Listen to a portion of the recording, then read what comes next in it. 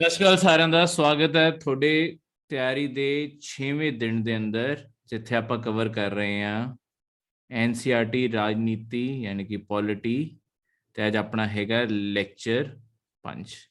ਜੇ ਤੁਸੀਂ ਲੈਕਚਰ ਅੱਜ ਤੋਂ ਹੀ ਦੇਖ ਰਹੇ ਹੋ ਤੇ YouTube ਤੇ ਦੇਖ ਰਹੇ ਹੋ ਤਾਂ ਇਹ ਤੋਂ ਪਹਿਲਾਂ ਵੀ ਲੈਕਚਰ ਅਪਲੋਡ ਹੋਏ ਆ ਚੈਨਲ ਦੇ ਅੰਦਰ। ਜੇ ਤੁਸੀਂ ਦੇਖੋਗੇ ਸਾਰੇ ਲੈਕਚਰ ਤੁਹਾਨੂੰ ਮਿਲ ਜਾਣਗੇ। ਪੂਰੀ 217 ਦਿਨਾਂ ਦੀ ਤਿਆਰੀ ਦੇ ਅੰਦਰ ਅੱਜ ਆਪਣਾ 6ਵਾਂ ਦਿਨ ਆ ਚੁੱਕਿਆ। ਠੀਕ ਹੈ, ਪਹਿਲਾਂ ਆਪਾਂ ਬੇਸ ਕਵਰ ਕਰ ਰਹੇ ਹਾਂ ਐਨਸੀਈਆਰਟੀ ਦਾ।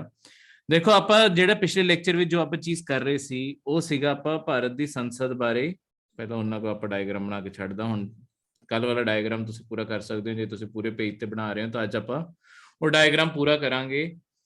ਆਪਾਂ ਸੰਸਦ ਬਣਾਈ ਸੀ।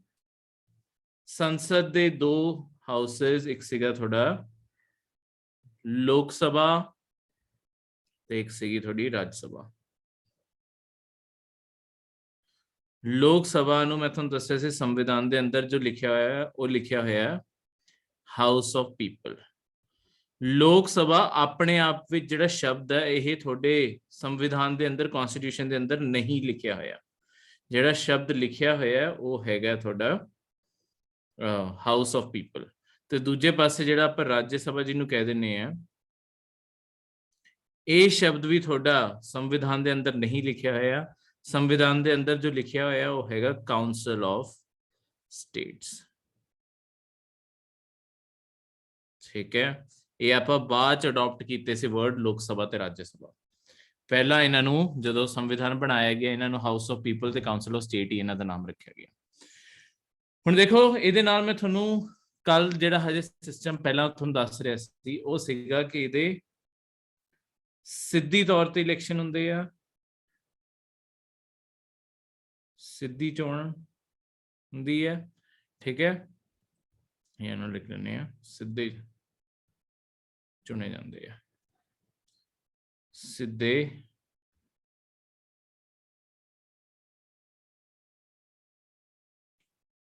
ਚੁਣੇ ਗਏ। ਇਹ ਲੋਕ ਸਿੱਧੇ ਚੁਣੇ ਜਾਂਦੇ ਆ ਜਿਹੜੇ ਲੋਕ ਸਭਾ ਦੇ ਮੈਂਬਰ ਹੁੰਦੇ ਆ। ਠੀਕ ਹੈ, ਬਾਕੀ ਸੀਟਾਂ ਸੂਟਾਂ ਉਹ ਸਭ ਕੁਝ ਦੇਖੋ ਮੈਂ ਕੱਲ ਲਿਖਵਾਤਾ ਸੀ, ਉਹ ਸਾਰਾ ਉਹੀ ਡੇਟਾ।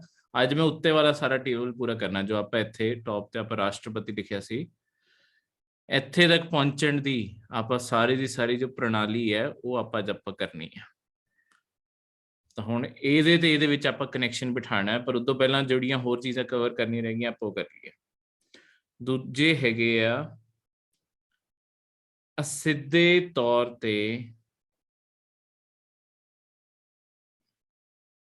ਚੁਣੇ ਗਏ।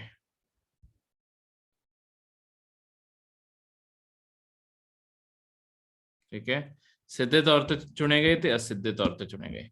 ਇਹ ਦੋ ਤਰੀਕੇ ਦੇ ਆਪਣੇ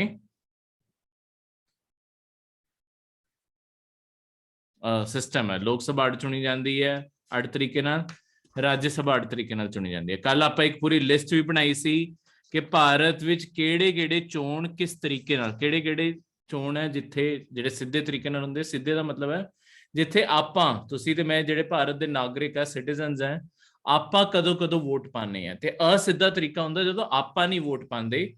ਆਪਾਂ ਜਿਹੜੇ ਲੋਕਾਂ ਨੂੰ ਚੁਣੇ ਆ, ਜਿਵੇਂ ਐਮਪੀ ਤੇ ਐਮਐਲਏ ਆਪਾਂ ਚੁਣਦੇ ਆ, ਆਪਣੇ ਸਾਰੀ ਸਟੇਟਸ ਦੇ ਅੰਦਰ ਐਮਐਲਏ ਹੁੰਦੇ ਆ ਤੇ ਆਪਣੇ ਸੈਂਟਰ ਵਿੱਚ ਆਪਾਂ ਲੋਕ ਸਭਾ ਦੇ ਇਲੈਕਸ਼ਨ ਵਿੱਚ ਐਮਪੀ ਵੀ ਚੁਣਦੇ ਆ।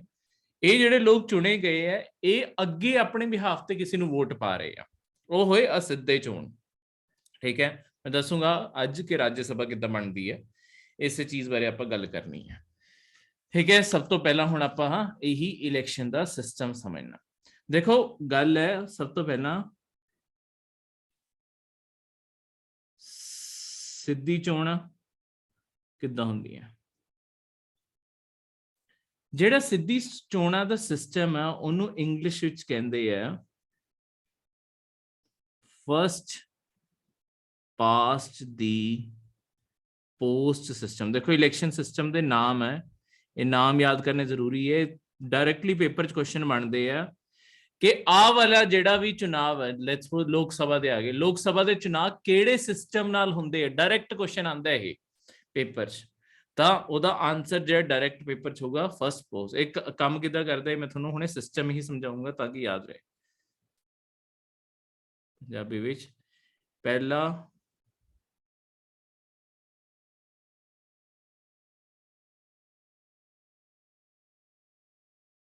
पहला नहीं, पहल।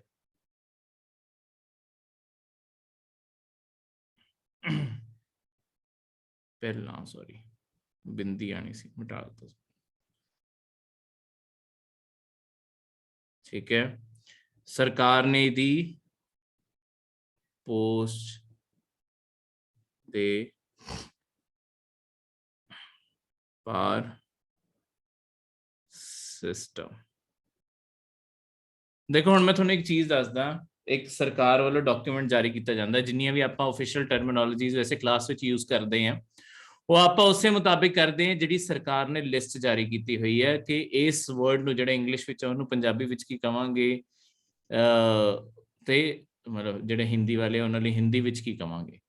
पर गल ये आती है कि कई बारी ना जो मैं तुहानूं दस्सिया कि पेपर पहला इंग्लिश विच तैयार हुंदा ते फिर ट्रांसलेट किया जाता। इस कारण मैं तुहानूं आह वर्ड लिखवाया है, पहला पोस्ट दे पार सिस्टम। कभी गलती नाल ये ट्रांसलेट होके आ जाए तो आपां नूं पता होना चाहिए ये सही 100% सही ट्रांसलेशन नहीं है इहदी, ठीक है, क्योंकि सरकार ने इहदा कोई पंजाबी दा नाम या हिंदी दा नाम भी नहीं दिता होया, ठीक है, ये बिना नाम दे ही है। तो इस कारण जे पेपर विच सही ट्रांसलेशन आऊगा ना वो फर्स्ट पास्ट दी पोस्ट सिस्टम नूं ही पंजाबी विच लिख दिता जाऊगा, ठीक है, कोई भी फर्क नहीं आऊगा, बस आही फर्स्ट पास दी पोस्ट सिस्टम इनू पंजाबी विच लिख दिता जाऊगा, ठीक है, अपनी गुरमुखी विच लिख दिता जाऊगा, पर सिस्टम का नाम आही रहूगा। पर जे एग्जामिनर ने नहीं ध्यान दिता तो ट्रांसलेशन कंप्यूटर तो गलती होगी तो आह बन के आऊगा, मतलब इदों भी कुछ अजीब हो सकते, तो ये भी असीं करैक्ट करके किद्दां सही ऑर्डर होना चाहिए उधर लिखता। पर इस कारण मैं तुहानूं इनफॉर्म एडवांस विच कर रहा कि इदां दी गलतियां, क्योंकि जदों तुसीं इंग्लिश दे सिवा बाकी लैंग्वेजेस तैयारी कर रहे हो इदां दी गलती पेपर विच आ जाए तो उहदे कारण अपने नंबर नहीं कट्टे जाने चाहिए।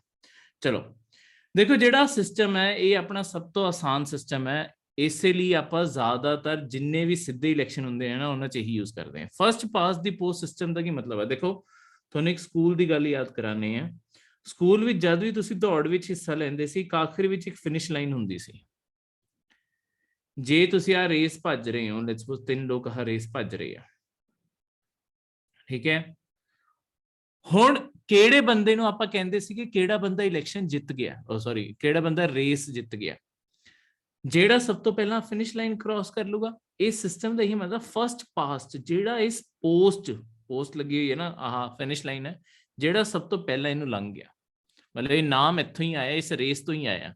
हुण कदी भी आपां इदां दी कंडीशन, हुण इनू मैं रेस नाल क्यों जोड़ रहे हैं, देखो हुण रेस जिहड़ी हुंदी सी की कदी ये कंडीशन लगाई गई है कि तुसीं फर्स्ट उदों ही आओगे जदों तुसीं दूजे बंदे तो 6 फुट की लीड ते होंगे, किन्ने ही अगे होना चाहिए ये भी जरूरी नहीं सी, किन्ने सेकंड पूरा करना ये भी जरूरी नहीं, बस जेड़ा बंदा सब तो अगे है चाहे एक हाथ अगे होवे वो बंदा जित जूगा, चाहे एक उंगल ही अगे होवे तां भी वो बंदा जित जूगा। तो गल यही आंदी है कि बस इस तरीके नाल जेड़ा सब तो अगे होगा वो बंदा खुद जित जूगा।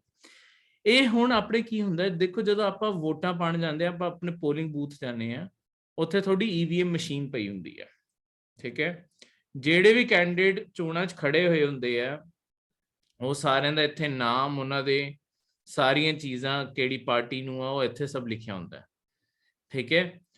ਜੇ ਤੁਸੀਂ ਈਵੀਐਮ ਮਸ਼ੀਨ ਦੇਖੀ ਹੋਊਗੀ ਤਾਂ ਤੁਸੀਂ ਉਹ 'ਚ ਜੇ ਤੁਸੀਂ ਅਜੇ ਐਲੀਜੀਬਲ ਵੋਟ ਪਾਉਣ ਲਈ 18 ਤੋਂ ਉੱਤੇ ਹੋ ਤਾਂ ਤੁਸੀਂ ਵੋਟ ਪਾਈ ਹੋਊਗੀ ਤਾਂ ਇਹ ਮਸ਼ੀਨ ਦੇਖੀ ਹੋਊਗੀ, ਇਸ ਸਾਈਡ ਤੇ ਤੁਹਾਡੇ ਬਟਨ ਬਣੇ ਹੁੰਦੇ ਆ।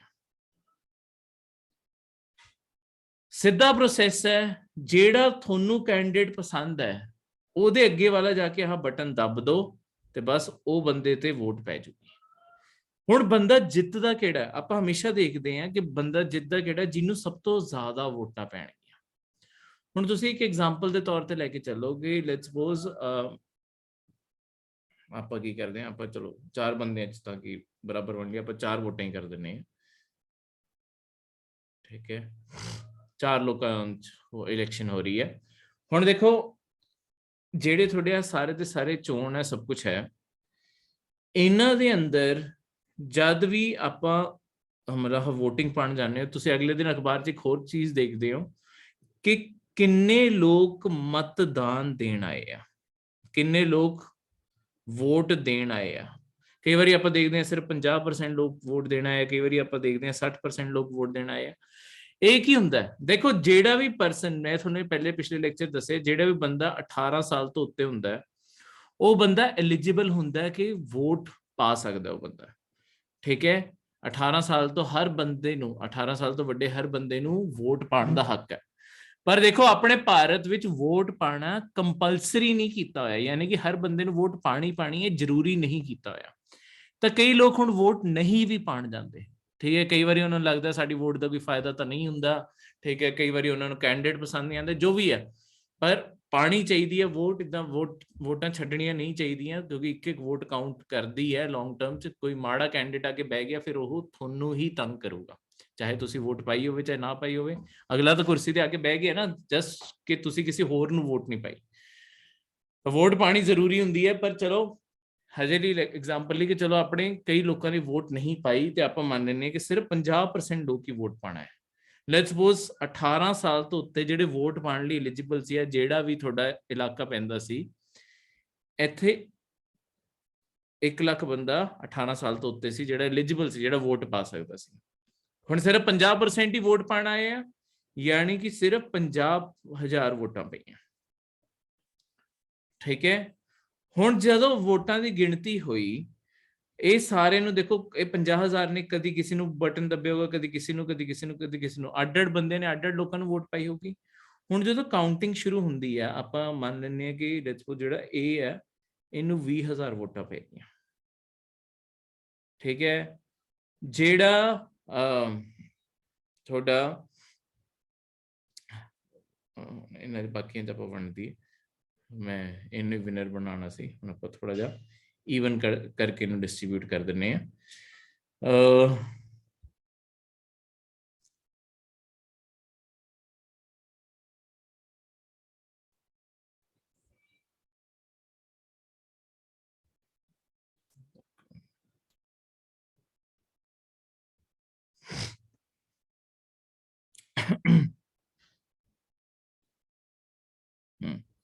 ਆਪਾਂ ਇਹਨੂੰ ਕਹਿ ਦਿੰਦੇ, ਇਹਨੂੰ 20,000 ਵੋਟਾਂ ਪਈਆਂ, ਇਹਨੂੰ 19,999 ਵੋਟਸ ਪਈਆਂ ਸੀ।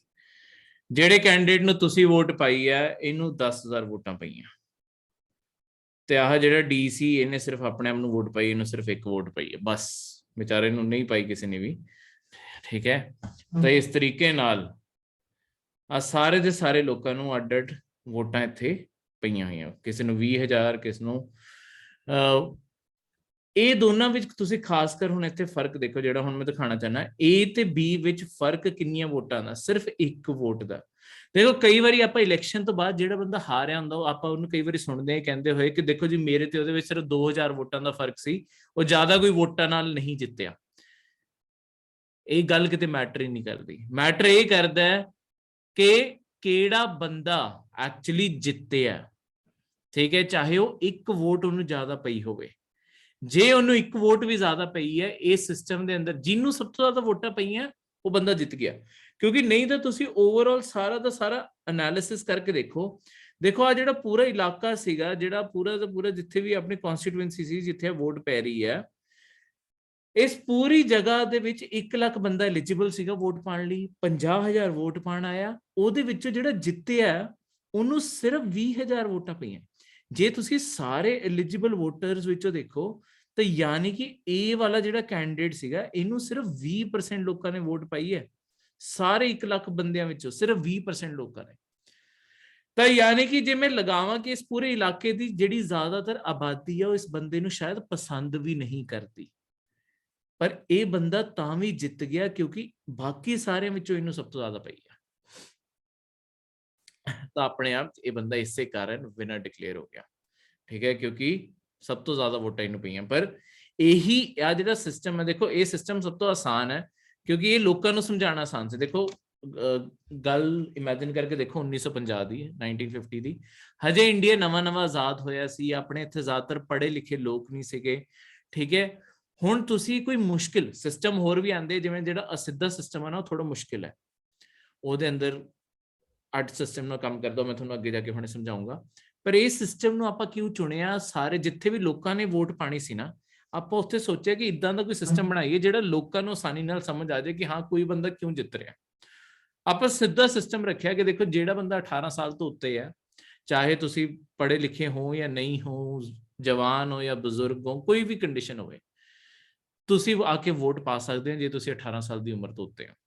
ਤੁਸੀਂ ਆ ਕੇ ਵੋਟ ਪਾਓ, ਜਿਹੜਾ ਤੁਹਾਨੂੰ ਉੱਥੇ ਕੈਂਡੀਡੇਟ ਪਸੰਦ ਆ। ਉਦੋਂ ਉਸ ਦਾ ਬੈਲਟ ਪੇਪਰ ਪੈਂਦੇ ਸੀ, ਠੀਕ ਹੈ, ਪਰਚਾ ਪਾ ਕੇ ਆਉਣਾ ਪੈਂਦਾ ਸੀ। ਹੁਣ ਈਵੀਐਮ ਤੇ ਜਾ ਕੇ ਆਪਾਂ ਬਟਨ ਦੱਬ ਦਿੰਦੇ ਹਾਂ, ਪਰ ਹੁਣ ਉਹੀ ਗੱਲ ਹੈ ਕਿ ਜਦੋਂ ਆਪਾਂ ਬਟਨ ਦੱਬਤਾ, ਠੀਕ ਹੈ, ਤੁਹਾਡਾ ਅਲਟੀਮੇਟਲੀ ਜਿਹੜੇ ਬੰਦੇ ਨੂੰ ਸਭ ਤੋਂ ਜ਼ਿਆਦਾ ਵਾਰੀ ਬਟਨ ਦੱਬਿਆ ਗਿਆ ਉਹਦੀ ਇੱਕ ਕਰਦੇ ਹੋਏ ਵੋਟਾਂ ਕਾਊਂਟ ਹੁੰਦੀਆਂ ਗਈਆਂ। ਜਿਹਦੇ ਟਾਈਮ ਸਭ ਤੋਂ ਜ਼ਿਆਦਾ ਬਟਨ ਦੱਬਿਆ ਗਿਆ, ਜਿਹਦੇ ਟਾਈਮ ਸਭ ਤੋਂ ਜ਼ਿਆਦਾ ਵੋਟਾਂ ਪਈਆਂ, ਉਹ ਆਪਣੇ ਆਪ ਹੀ ਤੁਹਾਡਾ ਇੱਥੇ ਕਨਫਰਮ ਹੋ ਜਾਂਦਾ ਕਿ ਹਾਂ ਆਹ ਬੰਦਾ ਜਿੱਤ ਗਿਆ।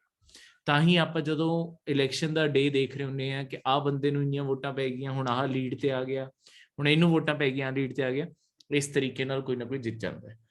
ਪਰ ਜੇ ਆਪਾਂ ਦੂਜਾ ਕੋਈ ਸਿਸਟਮ ਅਪਣਾਉਂਦੇ, ਲੋਕਾਂ ਨੂੰ ਸ਼ਾਇਦ ਸਮਝ ਨਾ ਆਉਂਦਾ ਕਿ ਦੇਖੋ ਵੋਟ ਤਾਂ ਮੈਂ ਇਹਨੂੰ ਪਾਈ ਸੀ, ਆਹ ਕਿੱਦਾਂ ਜਿੱਤੀ ਜਾ ਰਿਹਾ। ਉਹ ਥੋੜੇ ਸਿਸਟਮ ਆਪਣੇ ਆਪ ਕਨਫਿਊਜ਼ਿੰਗ ਹੈ। ਆਪਾਂ ਸਭ ਤੋਂ ਆਸਾਨ ਸਿਸਟਮ ਚੁਣਿਆ, ਪਰ ਜਦੋਂ ਦੇਖੋ ਚੀਜ਼ ਜ਼ਿਆਦਾ ਆਸਾਨ ਹੁੰਦੀ ਹੈ ਨਾ, ਉਹਦੇ ਅੰਦਰ ਆਪਣੀਆਂ ਖੁਦ ਦੀਆਂ ਪਰੇਸ਼ਾਨੀਆਂ ਜਾਂ ਪ੍ਰੋਬਲਮਸ ਹੁੰਦੀਆਂ। ਉਹਦਾ ਕਾਰਨ ਇੱਥੇ ਹੀ ਆਉਂਦਾ ਕਿ ਹੁਣ ਦੇਖੋ ਜਿੱਥੇ 1 ਲੱਖ ਬੰਦਾ ਐਲੀਜੀਬਲ ਸੀ ਵੋਟ ਪਾਉਣ ਲਈ, ਉਹਦੇ ਵਿੱਚੋਂ ਜਿਹੜਾ ਹੁਣ ਬੰਦਾ ਜਿੱਤਿਆ ਉਹਨੂੰ ਐਕਚੁਅਲੀ ਪਈਆਂ ਤਾਂ ਸਿਰਫ 20% ਵੋਟਾਂ ਹੈ ਨਾ, ਯਾਨੀ ਕਿ ਉਹਨੂੰ ਜ਼ਿਆਦਾਤਰ ਲੋਕ ਸ਼ਾਇਦ ਪਸੰਦ ਹੀ ਨਹੀਂ ਕਰਦੇ। ਤੁਸੀਂ ਇਹ ਵੀ ਲਗਾ ਲਓ, ਚਲੋ ਲੱਖ ਬੰਦਾ ਤਾਂ ਵੋਟ ਪਾਣ ਹੀ ਨਹੀਂ ਆਇਆ, 50,000 ਬੰਦਾ ਵੋਟ ਪਾਣ ਆਇਆ। ਜਿਹੜੇ ਉਹ 50,000 ਵੋਟ ਪਾਣ ਆਏ ਆ ਨਾ, ਉਹਨਾਂ ਦਾ ਵੀ 50% 25,000 ਵੋਟਾਂ ਆਉਣੀਆਂ ਸੀ। ਇਹਨੂੰ 50% ਵੋਟਾਂ ਵੀ ਨਹੀਂ ਪਈਆਂ, ਤਾਂ ਵੀ ਜਿੱਤ ਗਿਆ ਬੰਦਾ। ਕਿਉਂ? ਕਿਉਂਕਿ ਬਾਕੀਆਂ ਵਿੱਚੋਂ ਸਭ ਤੋਂ ਜ਼ਿਆਦਾ ਇਹਨੂੰ ਪਈਆਂ। ਜਿਹੜੇ ਵੀ ਬੰਦੇ ਨੂੰ ਚਾਹੇ 1 ਵੋਟ ਜ਼ਿਆਦਾ ਪਈ ਹੋਵੇ, ਚਾਹੇ 1 ਲੱਖ ਵੋਟ ਜ਼ਿਆਦਾ ਪਈਆਂ ਹੋਣ, ਜਿਹੜਾ ਬੰਦਾ ਬਸ ਸਭ ਤੋਂ ਅੱਗੇ ਹੈ ਵੋਟਾਂ 'ਚ, ਉਹ ਜਿੱਤ ਜਾਂਦਾ ਹੈ। ਇਹ ਸਭ ਤੋਂ ਆਸਾਨ ਸਿਸਟਮ ਹੈ, ਠੀਕ ਹੈ। ਆਪਾਂ ਜਿੰਨੀਆਂ ਵੀ ਸਿੱਧੀਆਂ ਚੋਣਾਂ ਆਪਾਂ ਕੱਲ ਪੜ੍ਹੀਆਂ, ਆਪਣੀਆਂ ਵਿਧਾਨ ਸਭਾ ਦੀਆਂ ਵੀ ਤੇ ਲੋਕ ਸਭਾ ਦੀਆਂ, ਦੋਨਾਂ ਵਿੱਚ ਇਹੀ ਸਿਸਟਮ ਫੋਲੋ ਹੁੰਦਾ ਹੈ ਕਿ ਇਸ ਤਰੀਕੇ ਨਾਲ ਜਿਹਨੂੰ ਸਭ ਤੋਂ ਜ਼ਿਆਦਾ ਵੋਟਾਂ ਪੈ ਗਈਆਂ ਉਹ ਆਪਣੇ ਆਪ ਜਿੱਤ ਗਿਆ। ਹੁਣ ਜਿੰਨੇ ਆਪਾਂ ਕੱਲ ਬਾਕੀ ਸਿਸਟਮ ਪੜ੍ਹੇ ਸੀ ਉਹਨਾਂ ਦੇ ਬਾਰੇ ਗੱਲ ਕਰੀਏ, ਜਿਹੜੀਆਂ ਆਪਣੀਆਂ ਅਸਿੱਧੇ ਚੋਣ ਹੈ, ਠੀਕ ਹੈ, ਜਿਹੜੇ ਆਪਣੇ ਅਸਿੱਧੇ ਚੋਣ ਹੈ। ਹੁਣ ਇਹ ਅਸਿੱਧੇ ਚੋਣ ਵਿੱਚ ਕੀ ਹੁੰਦਾ ਹੈ? ਅਸਿੱਧੇ ਚੋਣ ਦਾ ਜੋ ਸਿਸਟਮ ਹੈ ਉਹ ਹੈਗਾ, ਹੁਣ ਇਹਦਾ ਨਾਮ ਸਰਕਾਰ ਨੇ ਦਿੱਤਾ ਹੋਇਆ ਆਫੀਸ਼ੀਅਲ, ਉਹਦਾ ਨਹੀਂ ਦਿੱਤਾ ਹੋਇਆ ਸੀ ਪੰਜਾਬੀ ਵਿੱਚ, ਠੀਕ ਹੈ। ਇਹਦਾ ਦਿੱਤਾ ਹੋਇਆ ਇਕਲੇ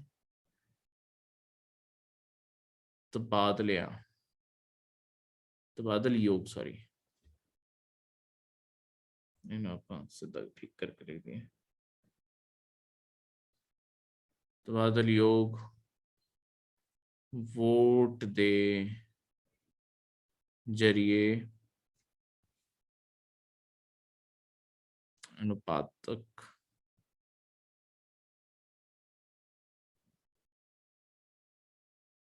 ਪ੍ਰਤੀਨਿਧਤਾ। ਹੁਣ ਇਹ ਪੂਰਾ ਸਿਸਟਮ ਦਾ ਨਾਮ ਹੈ, ਇਹ ਬਹੁਤ ਲੰਬਾ ਨਾਮ ਹੈ, ਇਹਦਾ ਇੰਗਲਿਸ਼ ਵਿੱਚ ਨਾਮ ਹੈ ਪ੍ਰਪੋਰਸ਼ਨਲ representation by means of single transferable vote. Proportional representation by means of single transferable vote, ठीक है। ਇਹ ਆਪਣੇ ਆਪ 'ਚ ਕਾਫੀ ਵੱਡਾ ਨਾਮ ਹੈ, ਤੇ ਜਿੱਡਾ ਵੱਡਾ ਨਾਮ ਹੈ ਥੋੜਾ ਜਿਹਾ ਕੰਪਲਿਕੇਟਡ ਵੀ ਹੈ, ਇਹਨੂੰ ਧਿਆਨ ਨਾਲ ਸਮਝਿਓ। ਹੁਣ ਇੱਕ ਚੀਜ਼ ਦੇਖੋ, ਯਾਦ ਰੱਖਿਓ, ਜਿੰਨੇ ਵੀ ਆਪਾਂ, ਮੈਂ ਤੁਹਾਨੂੰ ਕੱਲ ਇਲੈਕਸ਼ਨ ਦੀ ਲਿਸਟ ਲਿਖਵਾਈ ਸੀ, ਰਾਸ਼ਟਰਪਤੀ ਤੋਂ ਲੈ ਕੇ ਲੋਕ ਸਭਾ, ਰਾਜ ਸਭਾ, ਠੀਕ ਹੈ, ਤੁਹਾਡੀ ਵਿਧਾਨ ਸਭਾ, ਤੇ ਇਹ ਸਾਰੀਆਂ ਜਿੰਨੀਆਂ ਵੀ ਮੈਂ ਤੁਹਾਨੂੰ ਬਾਡੀਜ਼ ਲਿਖਵਾਈਆਂ ਸੀ, ਤੁਹਾਨੂੰ ਉੱਥੇ ਮੈਂ ਨਾਲ ਲਿਖਵਾਇਆ ਸੀ ਕਿਹੜੀ ਜਗ੍ਹਾ ਤੇ ਸਿੱਧੇ ਇਲੈਕਸ਼ਨ ਹੁੰਦੇ, ਕਿਹੜੀ ਜਗ੍ਹਾ ਤੇ ਅਸਿੱਧੇ ਹੁੰਦੇ ਆ। ਤੁਹਾਨੂੰ ਜੋ ਪੇਪਰ 'ਚ ਕੁਐਸਚਨ ਆਊਗਾ, ਪੇਪਰ 'ਚ ਕੁਐਸਚਨ ਡਾਇਰੈਕਟਲੀ ਆਊਗਾ ਕਿ ਰਾਸ਼ਟਰਪਤੀ ਚੋਣਾਂ ਵਿੱਚ ਕਿਹੜਾ ਸਿਸਟਮ ਫੋਲੋ ਹੁੰਦਾ, ਤਾਂ ਆਪਾਂ ਉੱਥੇ ਅਸਿੱਧਾ ਲਿਖਿਆ ਸੀ, ਤਾਂ ਉਹਦਾ ਮਤਲਬ ਆ ਆਹ ਵਾਲਾ ਸਿਸਟਮ, ਇਹ ਉਹਦਾ ਆਪਸ਼ਨ ਸਹੀ ਹੋਊਗਾ। ਤਾਂ ਆਪਣੇ ਆਪ ਇਹ ਚੀਜ਼ਾਂ ਨੂੰ ਪਲੀਜ਼ ਲਿੰਕ ਕਰਕੇ ਯਾਦ ਕਰਿਓ। ਮੈਂ ਤੁਹਾਨੂੰ ਸਾਰੀਆਂ ਚੀਜ਼ਾਂ ਲਿਖਵਾਈ ਜਾਣਾ, ਓਬਵੀਅਸਲੀ ਐਡਡ पेज ਤੇ ਲਿਖਵਾ ਰਹੇ ਹਾਂ ਤਾਂ ਕਿ ਕਲੈਰਿਟੀ ਹੋਵੇ, ਇੱਕ ਪੇਜ ਤੇ ਸਭ ਕੁਝ ਕੁਝ ਨਹੀਂ ਕਰ ਰਿਹਾ ਮੈਂ, ਠੀਕ ਹੈ, ਇਸ ਤਰੀਕੇ ਨਾਲ। ਹੁਣ ਦੇਖੋ ਇੱਥੇ ਜੋ ਮੈਂ ਤੁਹਾਨੂੰ ਹੁਣ ਸਿਸਟਮ ਸਮਝਾਉਂਗਾ ਕਿ ਰਾਜ ਸਭਾ ਵਿੱਚ ਲੋਕ ਕਿੱਦਾਂ ਚੁਣੇ ਜਾਂਦੇ, ਰਾਜ ਸਭਾ ਦੇ ਜਿਹੜੇ ਐਮਪੀ ਬਣਦੇ ਆ ਉਹ ਕਿਸ ਤਰੀਕੇ ਨਾਲ ਬਣਦੇ ਆ। देखो राज्य सभा की सब तो पहला जी मैं हजे तक तुहानू 2 वारी 3 वारी गल दस चुके हैं, थोड़े संविधान की जिहड़ा चौथा जी चौथी अनुसूची है, ठीक है, ਇਹਦੇ अंदर सारी दी सारी जी चौथी अनुसूची है, ਇਹਦੇ अंदर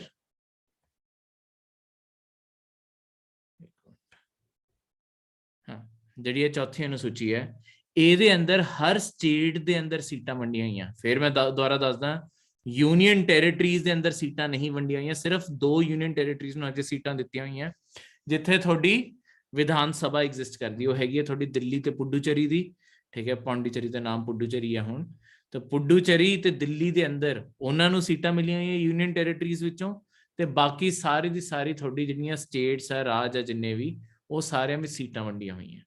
बाकी जिहड़ियां सीटां खाली पईयां वो इसलिए खाली पईयां जिहड़ियां बाकी यूनियन टैरेटरीज है, जिवें चंडीगढ़ ही हो गया, चंडीगढ़ की कोई सीट राज्य सभा विच नहीं है, ठीक है। तो जो चंडीगढ़ की आबादी उन्नी हो जूगी, सरकार नूं लगूगा वो राज्य सभा की एक सीट चंडीगढ़ नूं भी दे देणगे, पर हजे लिए नहीं दी हुई, तो सीटां हजे भी खाली पईयां होईयां, ठीक है। तो हुण ये सारी चीज़ विच की है, अपने सारा सिस्टम किद्दां काम करदा है, राज्य सभा के लोग किद्दां चुने जांदे। देखो असिद्धा क्यों कहने हैं, असिद्धे का मतलब है कि आपां तुसीं ते मैं जिहड़े भारत के निवासी हैं, नागरिक है, आपां नहीं चुन रहे, जिहड़े आपां हैगे हैं, जिहड़े आपां नागरिक हैं, सिटीजन है,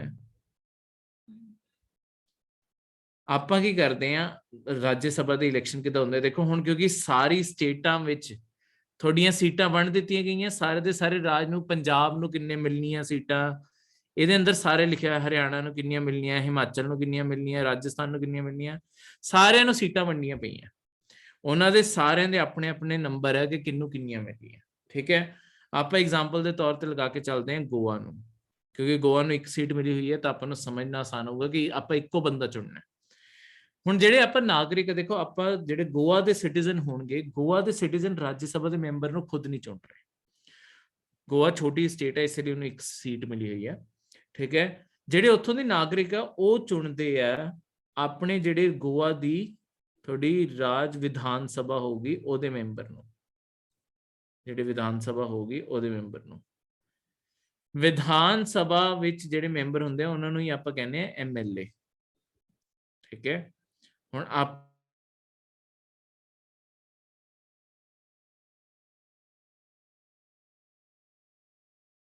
ਹਲਕਿਆਂ ਵਿੱਚ ਵੰਡੀ ਜਾਂਦੀ ਹੈ, ਹਰ ਹਲਕੇ ਵਿੱਚ ਇੱਕ ਇੱਕ ਬੰਦਾ ਜਿੱਤਦਾ। ਹੁਣ ਜਿਹੜਾ ਵੀ ਆਪਣਾ ਐਮਐਲਏ ਬਣੂਗਾ ਇਹਦੇ ਨਾਲ ਆਪਣੀ ਵਿਧਾਨ ਸਭਾ ਬਣ ਜੂਗੀ। ਹੁਣ ਜਦ ਰਾਜ ਸਭਾ ਦੇ ਇਲੈਕਸ਼ਨ ਹੁੰਦੇ ਆ ਆਪਣੇ ਬਿਹਾਫ ਤੇ, ਹੁਣ ਆਪਾਂ ਇਹਨਾਂ ਨੂੰ ਚੁਣਿਆ ਐਮਐਲਏ, ਐਮਐਲਏ ਚੁਣਨਗੇ ਰਾਜ ਸਭਾ ਦੇ ਮੈਂਬਰ ਕੌਣ ਜਾਊਗਾ, ਜਿਵੇਂ ਆਪਾਂ ਗੋਆ ਦਾ ਐਗਜ਼ਾਮਪਲ ਲਿੱਤਾ, ਯਾਨੀ ਕਿ ਗੋਆ ਵੱਲੋਂ ਕੌਣ ਰਾਜ ਸਭਾ ਵਿੱਚ ਜਾਊਗਾ। ਹੁਣ ਇੱਕ ਚੀਜ਼ ਮੈਂ ਤੁਹਾਨੂੰ ਇਹ ਦੱਸਦਾ, ਗੋਆ ਵੱਲੋਂ ਕੌਣ ਜਾਊਗਾ ਇਹਦਾ ਮਤਲਬ ਇਹ ਨਹੀਂ ਹੈ ਕਿ ਕੋਈ ਐਮਐਲਏ ਜਾਊਗਾ। देखो हुण जो थोड़े राज्य सभा के इलैक्शन होंदे है उदों थोड़ी जिहड़ी चोण कमीशन है वो अनाउंस कर दिंदी है कि हुण जिवें आपां गोआ दा एग्जाम्पल ले रहे हैं, गोआ दे अंदर जिन्ने भी सिटीजन रहिंदे, जिन्ने भी नागरिक है, जिवें तुसीं ते मैं भी हूँ, आपां भी जे आपां मिनिमम क्वालिफिकेशन पूरी करते हैं आपां भी जाके चोणां च खड़े हो सकते हैं। जिवें मैं तुहानूं कल दस्सिया सी राज्य सभा च खड़े होण लई घट्टो घट्ट उम्र 30 साल चाहिदी है।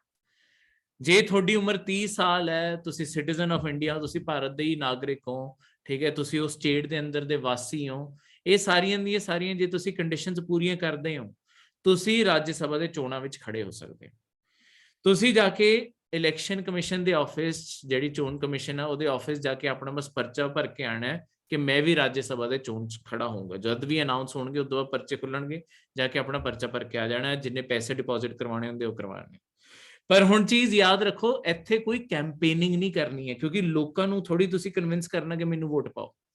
इत्थे फिर जाके तुहानूं सारे एमएलए नूं मिलना पैना, हर एमएलए नूं जाके मिल के रिक्वेस्ट करो कि जी मैनूं प्लीज राज्य सभा चोण दे दो, मैनूं अपनी वोट पाओ, ठीक है। जे ये एमएलए तुहानूं सपोर्ट करनगे, इन्हां ने वोट पानी है तुहाडे लई, ये तुहानूं राज्य सभा च भेजणगे। यानी कि जद आपां नहीं पांदे, अपने बिहाफ ते कोई होर वोट पा रहे हैं, क्योंकि अपना एक हलका सीगा, अपने एक हलके विचों आपां एक अपने एमएलए नूं चुनिया, ये एमएलए अगे हुण पूरे हलके दे बिहाफ ते वोट पा रहे हैं कि किहड़ा बंदा ਤੁਹਾਡਾ ਰਾਜ ਸਭਾ ਵਿੱਚ ਜਾਣਾ ਚਾਹੀਦਾ। ਹੁਣ ਇਹ ਵੋਟ ਹੁੰਦੀ ਕਿੱਦਾਂ? ਦੇਖੋ ਜਿਹੜੀ ਰਾਜ ਸਭਾ ਜਾਂ ਕੋਈ ਵੀ ਅਸਿੱਧੇ ਤੌਰ ਤੇ ਜਿਹੜੇ ਵੀ ਚੋਣ ਹੋ ਰਹੇ ਭਾਰਤ ਦੇ ਅੰਦਰ, ਇਹ ਕੋਈ ਵੀ ਈਵੀਐਮ ਮਸ਼ੀਨ ਤੇ ਨਹੀਂ ਹੁੰਦੇ, ਇਹ ਅੱਜ ਵੀ ਕਾਗਜ਼ ਉੱਤੇ ਹੀ ਹੁੰਦੇ ਆ। ਸਾਰੇ ਐਮਐਲਏਜ਼ ਨੂੰ ਨਾ ਇੱਕ ਇਦਾਂ ਦਾ ਕਾਗਜ਼ ਦਿੱਤਾ ਜਾਂਦਾ ਹੈ, ਚਲੋ ਆਪਾਂ ਮੰਨ ਲੈਂਦੇ ਹਾਂ 4 ਕੈਂਡੀਡੇਟ ਖੜੇ ਹੋਏ ਚੋਣਾਂ ਵਿੱਚ, 4 ਕੈਂਡੀਡੇਟ, ਇਹ ਚਾਰਾਂ ਦਾ ਨਾਮ ਹੈ ABC ਤੇ D। ਆ 4 ਤੁਹਾਡੇ ਲੋਕ ਚੋਣਾਂ ਵਿੱਚ ਖੜੇ ਹੋ ਗਏ ਆ, ਸਾਰੇ ਐਮਐਲਏਜ਼ ਕੋਲੇ ਜਾ ਰਹੇ ਆ। ਕਈ ਪਾਰਟੀਆਂ ਨੇ ਵੀ ਖੜੇ ਕੀਤੇ ਹੋ ਸਕਦੇ, ਜ਼ਿਆਦਾਤਰ ਇਹੀ ਹੁੰਦਾ ਕਿ ਜਿਹੜੀ ਪਾਰਟੀ ਹੁੰਦੀ ਹੈ, ਦੇਖੋ ਇੱਥੇ ਇੱਕ ਚੀਜ਼ ਤੁਹਾਨੂੰ ਕਲੀਅਰਲੀ ਦੱਸਦਾ, ਹੁਣ ਕਿਉਂਕਿ ਸਾਰੇ ਐਮਐਲਏ ਨੇ ਵੋਟ ਪਾਣੀ ਹੈ, ਜਿਨ੍ਹਾਂ ਦੀ ਸਰਕਾਰ ਜਿਹੜੀ ਸਟੇਟ ਵਿੱਚ ਹੁੰਦੀ ਹੈ ਨਾ, ਉਹ ਆਪਣੇ ਹੀ ਲੋਕਾਂ ਨੂੰ ਰਾਜ ਸਭਾ ਦੇ ਇਲੈਕਸ਼ਨ ਵਿੱਚ ਖੜਾ ਕਰ ਦਿੰਦੇ ਆ, ਕਿਉਂਕਿ ਜ਼ਿਆਦਾਤਰ ਐਮਐਲਏ ਉਹਨਾਂ ਦੇ ਆ, ਉਹ ਆਪਣੇ ਸਾਰੇ ਐਮਐਲਏ ਨੂੰ ਖੁਦ ਹੀ ਕਹਿ ਦਿੰਦੇ ਹੁੰਦੇ ਆ ਕਿ ਇਸ ਬੰਦੇ ਨੂੰ ਵੋਟ ਪਾਣੀ ਹੈ, ਤਾਂ ਉਸ ਬੰਦੇ ਦਾ ਆਪਣੇ ਆਪ ਹੀ ਫੇਵਰਿਜ਼ਮ ਹੋ ਜਾਊਗਾ, ਤਾਂ ਉਹ ਬੰਦਾ ਆਪਣੇ ਆਪ ਹੀ ਚੋਣ ਜਿੱਤ ਵੀ ਜਾਊਗਾ। ਤਾਂ ਇਸ ਤਰੀਕੇ ਨਾਲ ਸਾਰਾ ਸਿਸਟਮ ਆਪਣੇ ਆਪ 'ਚ ਕੰਮ ਕਰ ਜਾਂਦਾ ਹੈ, ਠੀਕ ਹੈ। ਹੁਣ ਪਰ ਗੱਲ ਕੀ ਹੈ, ਜਿਹੜਾ ਹੁਣ ਆਹ 4 ਲੋਕ ਇੱਥੇ ਆ ਗਏ ABCD, ਆਹ ਜਿਹੜੇ 4 ਹੈ, ਇਹ 4ਾਂ ਵਿੱਚੋਂ ਹੁਣ ਇਹ 4ਾਂ ਨੂੰ ਦੇਖੋ, ਇਹ ਪੇਪਰ ਵਿੱਚ ਕੀ ਹੁੰਦਾ ਕਿ 4 ਲੋਕ ਆਪਣੇ ਇਲੈਕਸ਼ਨ 'ਚ ਖੜੇ ਹੋ ਗਏ। ਹਰ ਐਮਐਲਏ ਨੇ ਕੀ ਕਰਨਾ, ਇਦਾਂ ਦੀ ਪਰਚੀ ਸਾਰੇ ਐਮਐਲਏ ਨੂੰ ਦੇ ਦਿੱਤੀ ਜਾਊਗੀ। ਆਹ 2 ਖਾਨੇ ਇੱਥੇ ਖਾਲੀ ਪਏ ਹੋਣਗੇ, ਇੱਕ ਆਹ ਮਤਲਬ 2 ਖਾਨੇ ਆਪਾਂ ਬਣਾਏ ਆ, 2 ਖਾਨੇ ਖਾਲੀ ਨਹੀਂ ਹੁੰਦੇ, ਇੱਕ ਖਾਨਾ ਨਾਲ ਹੁੰਦਾ ਹੈ। ਉਹ ਖਾਨਾ ਕੀ ਹੁੰਦਾ ਹੈ ਕਿ ਜਿਹੜੇ ABCD ਆਹ ਜਿੰਨੇ ਵੀ ਆਪਣੇ ਆਹ 4 ਕੈਂਡੀਡੇਟ ਸੀਗੇ, ਇਹਨਾਂ ਨੂੰ ਰੈਂਕ ਦੇਣਾ। ਆ ਜਿਵੇਂ ਪਹਿਲਾ ਰੈਂਕ ਹੋ ਗਿਆ, ਮੈਨੂੰ ਸਭ ਤੋਂ ਜ਼ਿਆਦਾ ਪਸੰਦ ਸੀਗਾ A ਵਾਲਾ, ਉਹਨੂੰ ਮੈਂ 1 ਦੇਤਾ, ਇਹਨੂੰ 2 ਦੇਤਾ, ਇਹਨੂੰ 3 ਦੇਤਾ, ਇਹਨੂੰ 4 ਦੇਤਾ।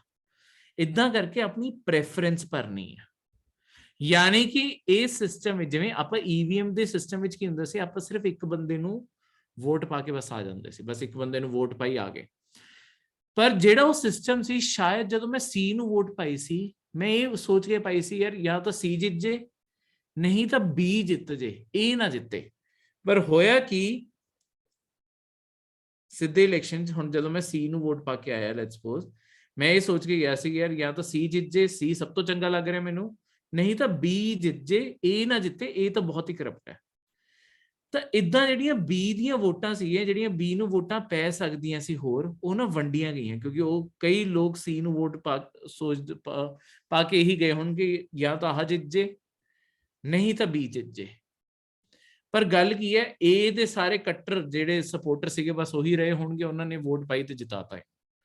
ਹੁਣ ਪਰ ਜਿਹੜਾ ਵੈਸੇ ਜੇ ਤੁਸੀਂ ਵੀ ਹਰ ਬੰਦੇ ਦੀ ਪ੍ਰੈਫਰੈਂਸ ਕਰ ਪਾਉਂਦੇ ਕਿ ਮੈਂ ਕਹਿ ਰਿਹਾ ਕਿ ਜਾਂ ਤਾਂ ਆਹ ਜਿੱਤ ਜੇ, ਨਹੀਂ ਤਾਂ ਦੂਜੇ ਨੰਬਰ ਤੇ ਆਹ ਜਿੱਤ ਜੇ, ਤੀਜੇ ਨੰਬਰ ਤੇ ਇਹ ਮੈਨੂੰ ਪਤਾ ਨਹੀਂ ਹੈ ਕੌਣ ਹੈ, ਪਰ ਚਲੋ ਆਹ ਜਿੱਤ ਜੇ, ਆ ਤਾਂ ਸਭ ਤੋਂ ਕਰਪਟ ਹੈ, ਤਾਂ ਮੇਰੀ ਆਖਰੀ ਚੋਇਸ ਹੈ। ਜੇ ਆਪਾਂ ਇਦਾਂ ਕਰਕੇ ਆ ਸਕਦੇ, ਦੇਖੋ ਜ਼ਿਆਦਾਤਰ ਵਾਰੀ B ਨੂੰ ਦੂਜਾ ਨੰਬਰ ਮਿਲਦਾ, B ਆਪਣੇ ਆਪ ਹੀ ਤੁਹਾਡਾ ਲੀਡ ਵਿੱਚ ਚਲਾ ਜਾਂਦਾ। ਕਿਸ ਤਰੀਕੇ ਨਾਲ?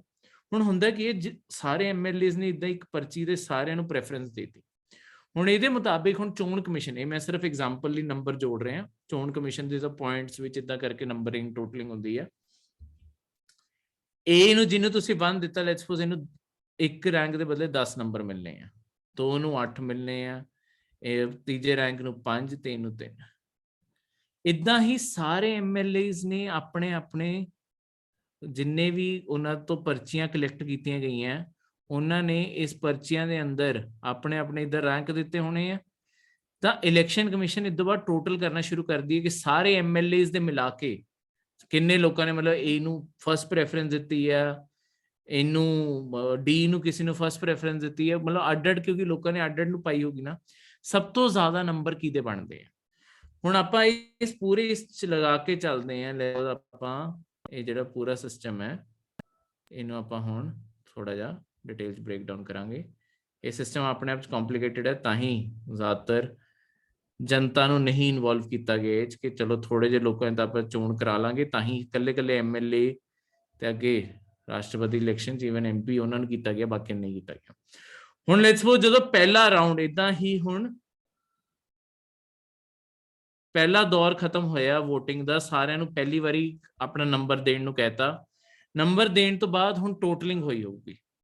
ਟੋਟਲਿੰਗ ਤੋਂ ਬਾਅਦ ਪਤਾ ਚੱਲਿਆ ਜਿਹੜਾ C ਕੈਂਡੀਡੇਟ ਸੀ ਇਹਨੂੰ ਸਭ ਤੋਂ ਘੱਟ ਲੋਕਾਂ ਨੇ ਪਸੰਦ ਕੀਤਾ, ਮਤਲਬ ਕਿਸੇ ਨੇ ਇਹਨੂੰ 4 ਕਈਆਂ ਦੀ ਪ੍ਰੈਫਰੈਂਸ ਰਿਹਾ ਹੋਊਗਾ, ਤਾਂ ਇਹਦੇ ਨੰਬਰ ਓਵਰਆਲ ਟੋਟਲ ਕਰਦੇ ਘੱਟ ਪੈ ਗਏ। ਥੋੜੀ ਸੈਕਿੰਡ ਪ੍ਰੈਫਰੈਂਸ ਸੀ, पर ज्यादातर लोगों की शायद सैकेंड भी नहीं सीगा, फोर्थ ज्यादा रहा, कुछ भी है, ठीक है। ये नंबर जो सब तो घट आए आ, आह बंदा पहले दौर ते एलिमिनेट हो जाऊगा। हुण जो ये एलिमिनेट हो गया, हुण देखो 3 रैंक बचे, हुण फिर तो रैंक देने हैं। आ जिहड़े 3 कैंडिडेट बचे इन्हां विचों किहनूं चुनना चाहोगे? लेट्स सपोज हुण तुसीं जिहड़े आ 3 कैंडिडेट बचे है, हजे भी तुसीं इहनूं सब तो पसंद कर रहे हो, हुण तुसीं कह रहे हो आह जित जे ते आह, पहले दे बिहाफ ते इहनूं फिर तो 10 नंबर, इहनूं 8 नंबर, इहनूं 5 नंबर। हुण दूजा दौर शुरू होगा, दूजा राउंड खत्म होया, दूजे राउंड दे एंड ते फिर टोटलिंग हुई, जिहड़ा तुहानूं सब तो पसंद कैंडिडेट सी इहनूं कोई होर नहीं पसंद कर रहा सी, भी निकल गया। हुण तीजे राउंड लई फिर तो दुआरा तो जिहड़ा तुहाडा सैकेंड प्रैफरेंस सी उहनूं लेट्स सपोज हुण तुसीं फर्स्ट प्रैफरेंस सैकेंड प्रैफरेंस इदां फिल करता, इहनूं हुण 10 नंबर, इहनूं हुण 8 नंबर। हुण फिर सारे MLAs दा टोटल होगा, आखिरी विच जिहड़ा कैंडिडेट हुण जिहड़ा सीगा, चलो लेट्स सपोज डी जित गया। इदां करदे करदे 19 देर तक ये सिस्टम चलदा रहिंदा। हुण तीजा सिस्टम, क्योंकि 4 कैंडिडेट सी तां 3 राउंड आए आ, जब तक एक सिंगल कैंडिडेट जित के नहीं आंदा 19 देर तक ये सिस्टम एक एक करके लोकां नूं बाहर कढदा जांदा है। ਇਹਦੇ ਨਾਲ ਹੁੰਦਾ ਕੀ ਹੈ, ਦੇਖੋ ਆਖਰੀ ਵਿੱਚ ਕੋਈ ਇਦਾਂ ਦਾ ਕੈਂਡੀਡੇਟ ਬਚੂਗਾ ਜਿਹਨੂੰ ਜ਼ਿਆਦਾਤਰ ਲੋਕ ਸਹਿਮਤ ਸੀ ਕਿ ਹਾਂ ਚਲੋ ਆ ਬੰਦਾ ਪਸੰਦ ਹੈ, ਠੀਕ ਹੈ। ਹੁਣ ਇਹ ਦੋਨੋਂ ਸਿਸਟਮ, ਇਹ ਸਿਸਟਮ 'ਚ ਪ੍ਰੋਬਲਮ ਇਹ ਹੈ ਕਿ ਸਿਸਟਮ ਲੈਂਥੀ ਬਹੁਤ ਹੈ, ਲੰਬਾ ਬਹੁਤ ਹੈ, ਚੱਲਦਾ ਬਹੁਤ ਲੰਬੇ ਟਾਈਮ ਹੈ। ਇੱਕ ਇੱਕ ਕਰਕੇ ਐਲੀਮੀਨੇਟ ਕਰਨਾ, ਫਿਰ ਨੰਬਰ ਟੋਟਲ ਕਰਨੇ, ਫਿਰ ਐਲੀਮੀਨੇਟ, ਫਿਰ ਟੋਟਲ, ਫਿਰ ਐਲੀਮੀਨੇਟ, ਇੱਕ ਇੱਕ ਕਰਕੇ ਕੱਢਣੇ ਆ।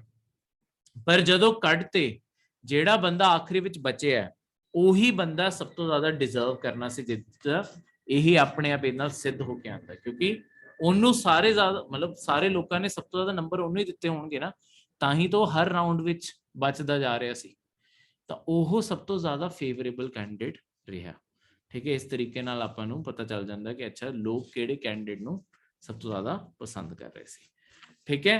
ਤਾਂ ਹੁਣ ਇਹ ਤੋਂ ਅੱਗੇ ਵਧਦੇ ਹੋਏ ਹੁਣ ਜਿਹੜਾ ਆਪਣਾ ਆਹ ਕੱਲ ਵਾਲਾ ਡਾਇਗਰਾਮ ਸੀ, ਹੁਣ ਇਹਨੂੰ ਪੂਰਾ ਕਰਨਾ ਸ਼ੁਰੂ ਕਰਦੇ ਹਾਂ। ਦੇਖੋ ਆਪਾਂ ਇੱਕ ਲੋਕਤੰਤਰ ਕਿੱਦਾਂ ਬਣਦੇ ਆ, ਲੋਕਤੰਤਰ ਤਾਂ ਹੀ ਬਣ ਸਕਦੇ ਆ ਜਿਹੜੀ ਸਰਕਾਰ ਚਲਾ ਰਹੇ ਆ, ਜਿਹੜੇ ਆਹ ਜਿਵੇਂ ਰਾਸ਼ਟਰਪਤੀ ਤੇ ਰਾਸ਼ਟਰਪਤੀ ਨੂੰ ਜਿਹੜੇ ਕੰਟਰੋਲ ਵੀ ਕਰ ਰਹੇ ਆ ਜਿਹੜੇ ਵੀ ਲੋਕ ਹੈ, ਇਹ ਲੋਕਾਂ ਦੁਆਰਾ ਚੁਣੇ ਜਾਣ, ਠੀਕ ਹੈ। ਹੁਣ ਹੁੰਦਾ ਕਿ ਰਾਸ਼ਟਰਪਤੀ ਨਾ ਸਾਰੇ ਫੈਸਲੇ ਖੁਦ ਨਹੀਂ ਲੈਂਦਾ, ਰਾਸ਼ਟਰਪਤੀ ਦੇ ਹੱਥ ਵਿੱਚ, ਮੈਂ ਪਹਿਲਾਂ ਵੀ ਤੁਹਾਨੂੰ ਦੱਸਿਆ ਕਿ ਰਾਸ਼ਟਰਪਤੀ ਸਿਰਫ ਇੱਕ ਰਬੜ ਸਟੈਂਪ ਹੈ, ਬਸ ਫੈਸਲਿਆਂ ਦੇ ਮੋਹਰ ਲਗਾਉਂਦਾ ਹੈ। ਰਾਸ਼ਟਰਪਤੀ ਸਾਰੇ ਕੰਮ ਜਿਹੜੇ ਕਰਦਾ ਹੈ ਨਾ ਉਹ ਮੰਤਰੀ ਮੰਡਲ ਦੇ ਕਹੇ ਤੇ ਕਰਦਾ ਹੈ। ਜਿੰਨਾ ਵੀ ਰਾਸ਼ਟਰਪਤੀ ਦਾ ਜਿਹੜਾ ਮੰਤਰੀ ਮੰਡਲ ਹੈ, ਜਿਨ੍ਹਾਂ ਨੂੰ ਆਪਾਂ ਕਾਉਂਸਲ ਆਫ ਮਿਨਿਸਟਰਸ ਕਹਿ ਦਿੰਦੇ ਆ ਇੰਗਲਿਸ਼ ਵਿੱਚ, ਜਿਹੜਾ ਮੰਤਰੀ ਮੰਡਲ ਹੈ ਇਹਨਾਂ ਦੇ ਕਹੇ ਤੇ ਗਿਆ, ਠੀਕ ਹੈ। ਇਸ ਚੀਜ਼ ਨੂੰ ਮੈਂ ਇੱਥੇ ਲਿਖ ਵੀ ਦੇਵਾਂ, ਇੱਕ ਮਿੰਟ ਰੁਕੋ, ਪੱਤਰ ਪੈਨ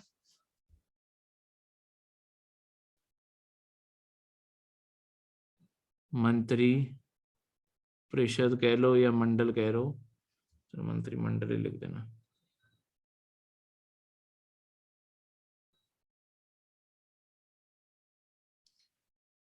मंत्री मंडल दी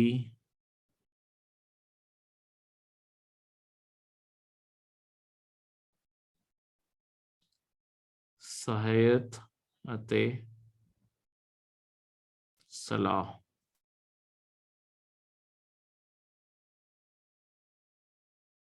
ते कम करते हैं, ठीक है। जिन्ने भी जेड़ा मंत्री जेड़ा थोड़ा मंत्री मंडल है, ये जो सलाह दूगा थोड़े राष्ट्रपति वही करेंगे। ਤਾਂ ਹੁਣ ਸਾਰੀ ਦੀ ਸਾਰੀ ਤਾਕਤ ਆ ਗਈ ਮੰਤਰੀ ਮੰਡਲ 'ਚ। ਹੁਣ ਮੰਤਰੀ ਮੰਡਲ ਨੂੰ ਜਿਹੜਾ ਚਲਾਉਣ ਵਾਲਾ ਆਦਮੀ ਹੁੰਦਾ, ਜਿਹੜਾ ਮੰਤਰੀ ਮੰਡਲ ਨੂੰ ਚਲਾਉਂਦਾ, ਮੰਤਰੀ ਮੰਡਲ ਦਾ ਪ੍ਰਮੁੱਖ ਹੁੰਦਾ, ਉਹ ਹੈਗਾ ਤੁਹਾਡਾ PM ਯਾਨੀ ਕਿ ਪ੍ਰਧਾਨ ਮੰਤਰੀ, ਠੀਕ ਹੈ, ਤੁਹਾਡਾ PM।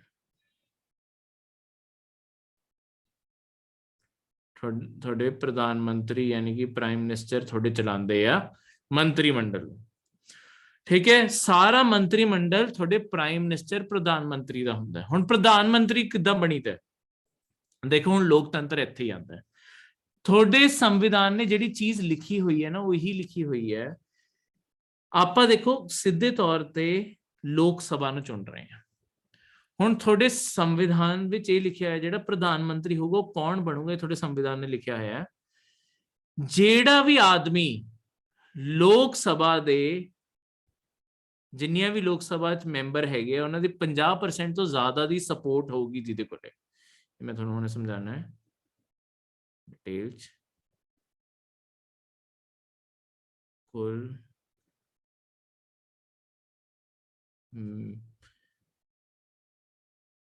ਮੈਂਬਰਾਂ ਦਾ ਲੋਕ ਸਭਾ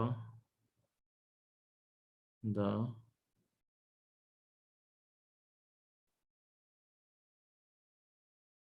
बहुमत समर्थन होगा। ठीक है, हुण इहदा की मतलब है, देखो सब तो पहला जद भी चोण थोड़े खत्म होंदे जिवें 2019 विच थोड़े प्रधानमंत्री जो बने नरेंद्र मोदी, वो किद्दां बने 2014 विच भी बने सी। सब तो पहला होणगे इलैक्शन लोक सभा दे, लोक सभा दे इलैक्शन होए सारे भारत विच जदों चोण होए हर स्टेट दे अंदर अड-अड थोड़ियां कॉन्स्टिट्यूएंसियां बणियां, अड-अड हलके बने हैं, थोड़े हर हलके विचों कोई एक MP चुनिया गया। इदा ही जिन्ने MP चुने गए वो सारे सारे लोक सभा के मैंबर बन गए, जेड़े जेड़े भी जिते वो लोक सभा के मैंबर बन गए। हुण MP किसी ना किसी कई बारी पार्टियां तो भी चुने होंगे, कोई BJP तो, कोई कांग्रेस तो, कोई आम आदमी पार्टी तो, कोई समाजवादी पार्टी तो, कोई थोड़ी तमिलनाडु की गल करिए थोड़ी DMK इदा दी जिहड़ी पार्टीज है कोई शिव सेना तो, अड-अड पार्टियां तो थोड़े MP जिते होने। हुण जदों ये सारे लोक सभा विच जांदे है, लोक सभा विच इस तो बाद जिन्ने भी नवे MP आए इन्हां नूं फैसला करना हुंदा किनू आपां प्रधानमंत्री बनाना। हुण इन्हां विचों ही किसी एक ने प्रधानमंत्री बनना, जेड़े थोड़े मतलब इन्हां विचों जरूरी नहीं है वैसे तां, पर पहले एग्जाम्पल च आपां लगाया मतलब हुण इन्हां ने किसी प्रधानमंत्री नूं चुनना, किसी बंदे नूं प्रधानमंत्री चुनना। हुण प्रधानमंत्री कौन होगा, इहदे अपने आप विच 3 चीज़ां हो सकदियां। थोड़ा प्रधानमंत्री कौन हो सकता है, इस चीज बारे में सब तो पहला थोड़ा दसा। देखो प्रधानमंत्री है जो अपने PM है, इन्होंने लेके अपने 2 सवाल पहला खड़े होंगे हैं। 2 सवाल की है, सब तो पहला सवाल है कि जो भी प्रधानमंत्री बनूगा सॉरी उन्होंने लोक सभा का बहुमत होना चाहिए उन्होंने कोले, कि उन्होंने को लोक सभा का सपोर्ट सब तो बड़ा होना चाहिए। ये तो गल है ही, मतलब 3 सवाल करने से पहला तो यही है कि उन्होंने को लोक सभा का बहुमत होना चाहिए, ठीक है, समर्थन होना चाहिए, मेजोरिटी विच समर्थन होना चाहिए। दूजा सवाल है जेड़ा भी हुण PM बनना चाहता है, कोई भी जो बनना चाहता है, कि वो खुद लोक सभा का मैंबर होना चाहिए या नहीं।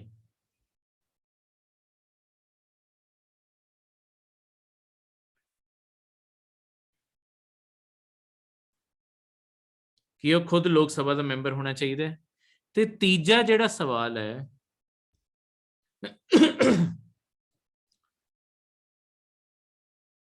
कि वो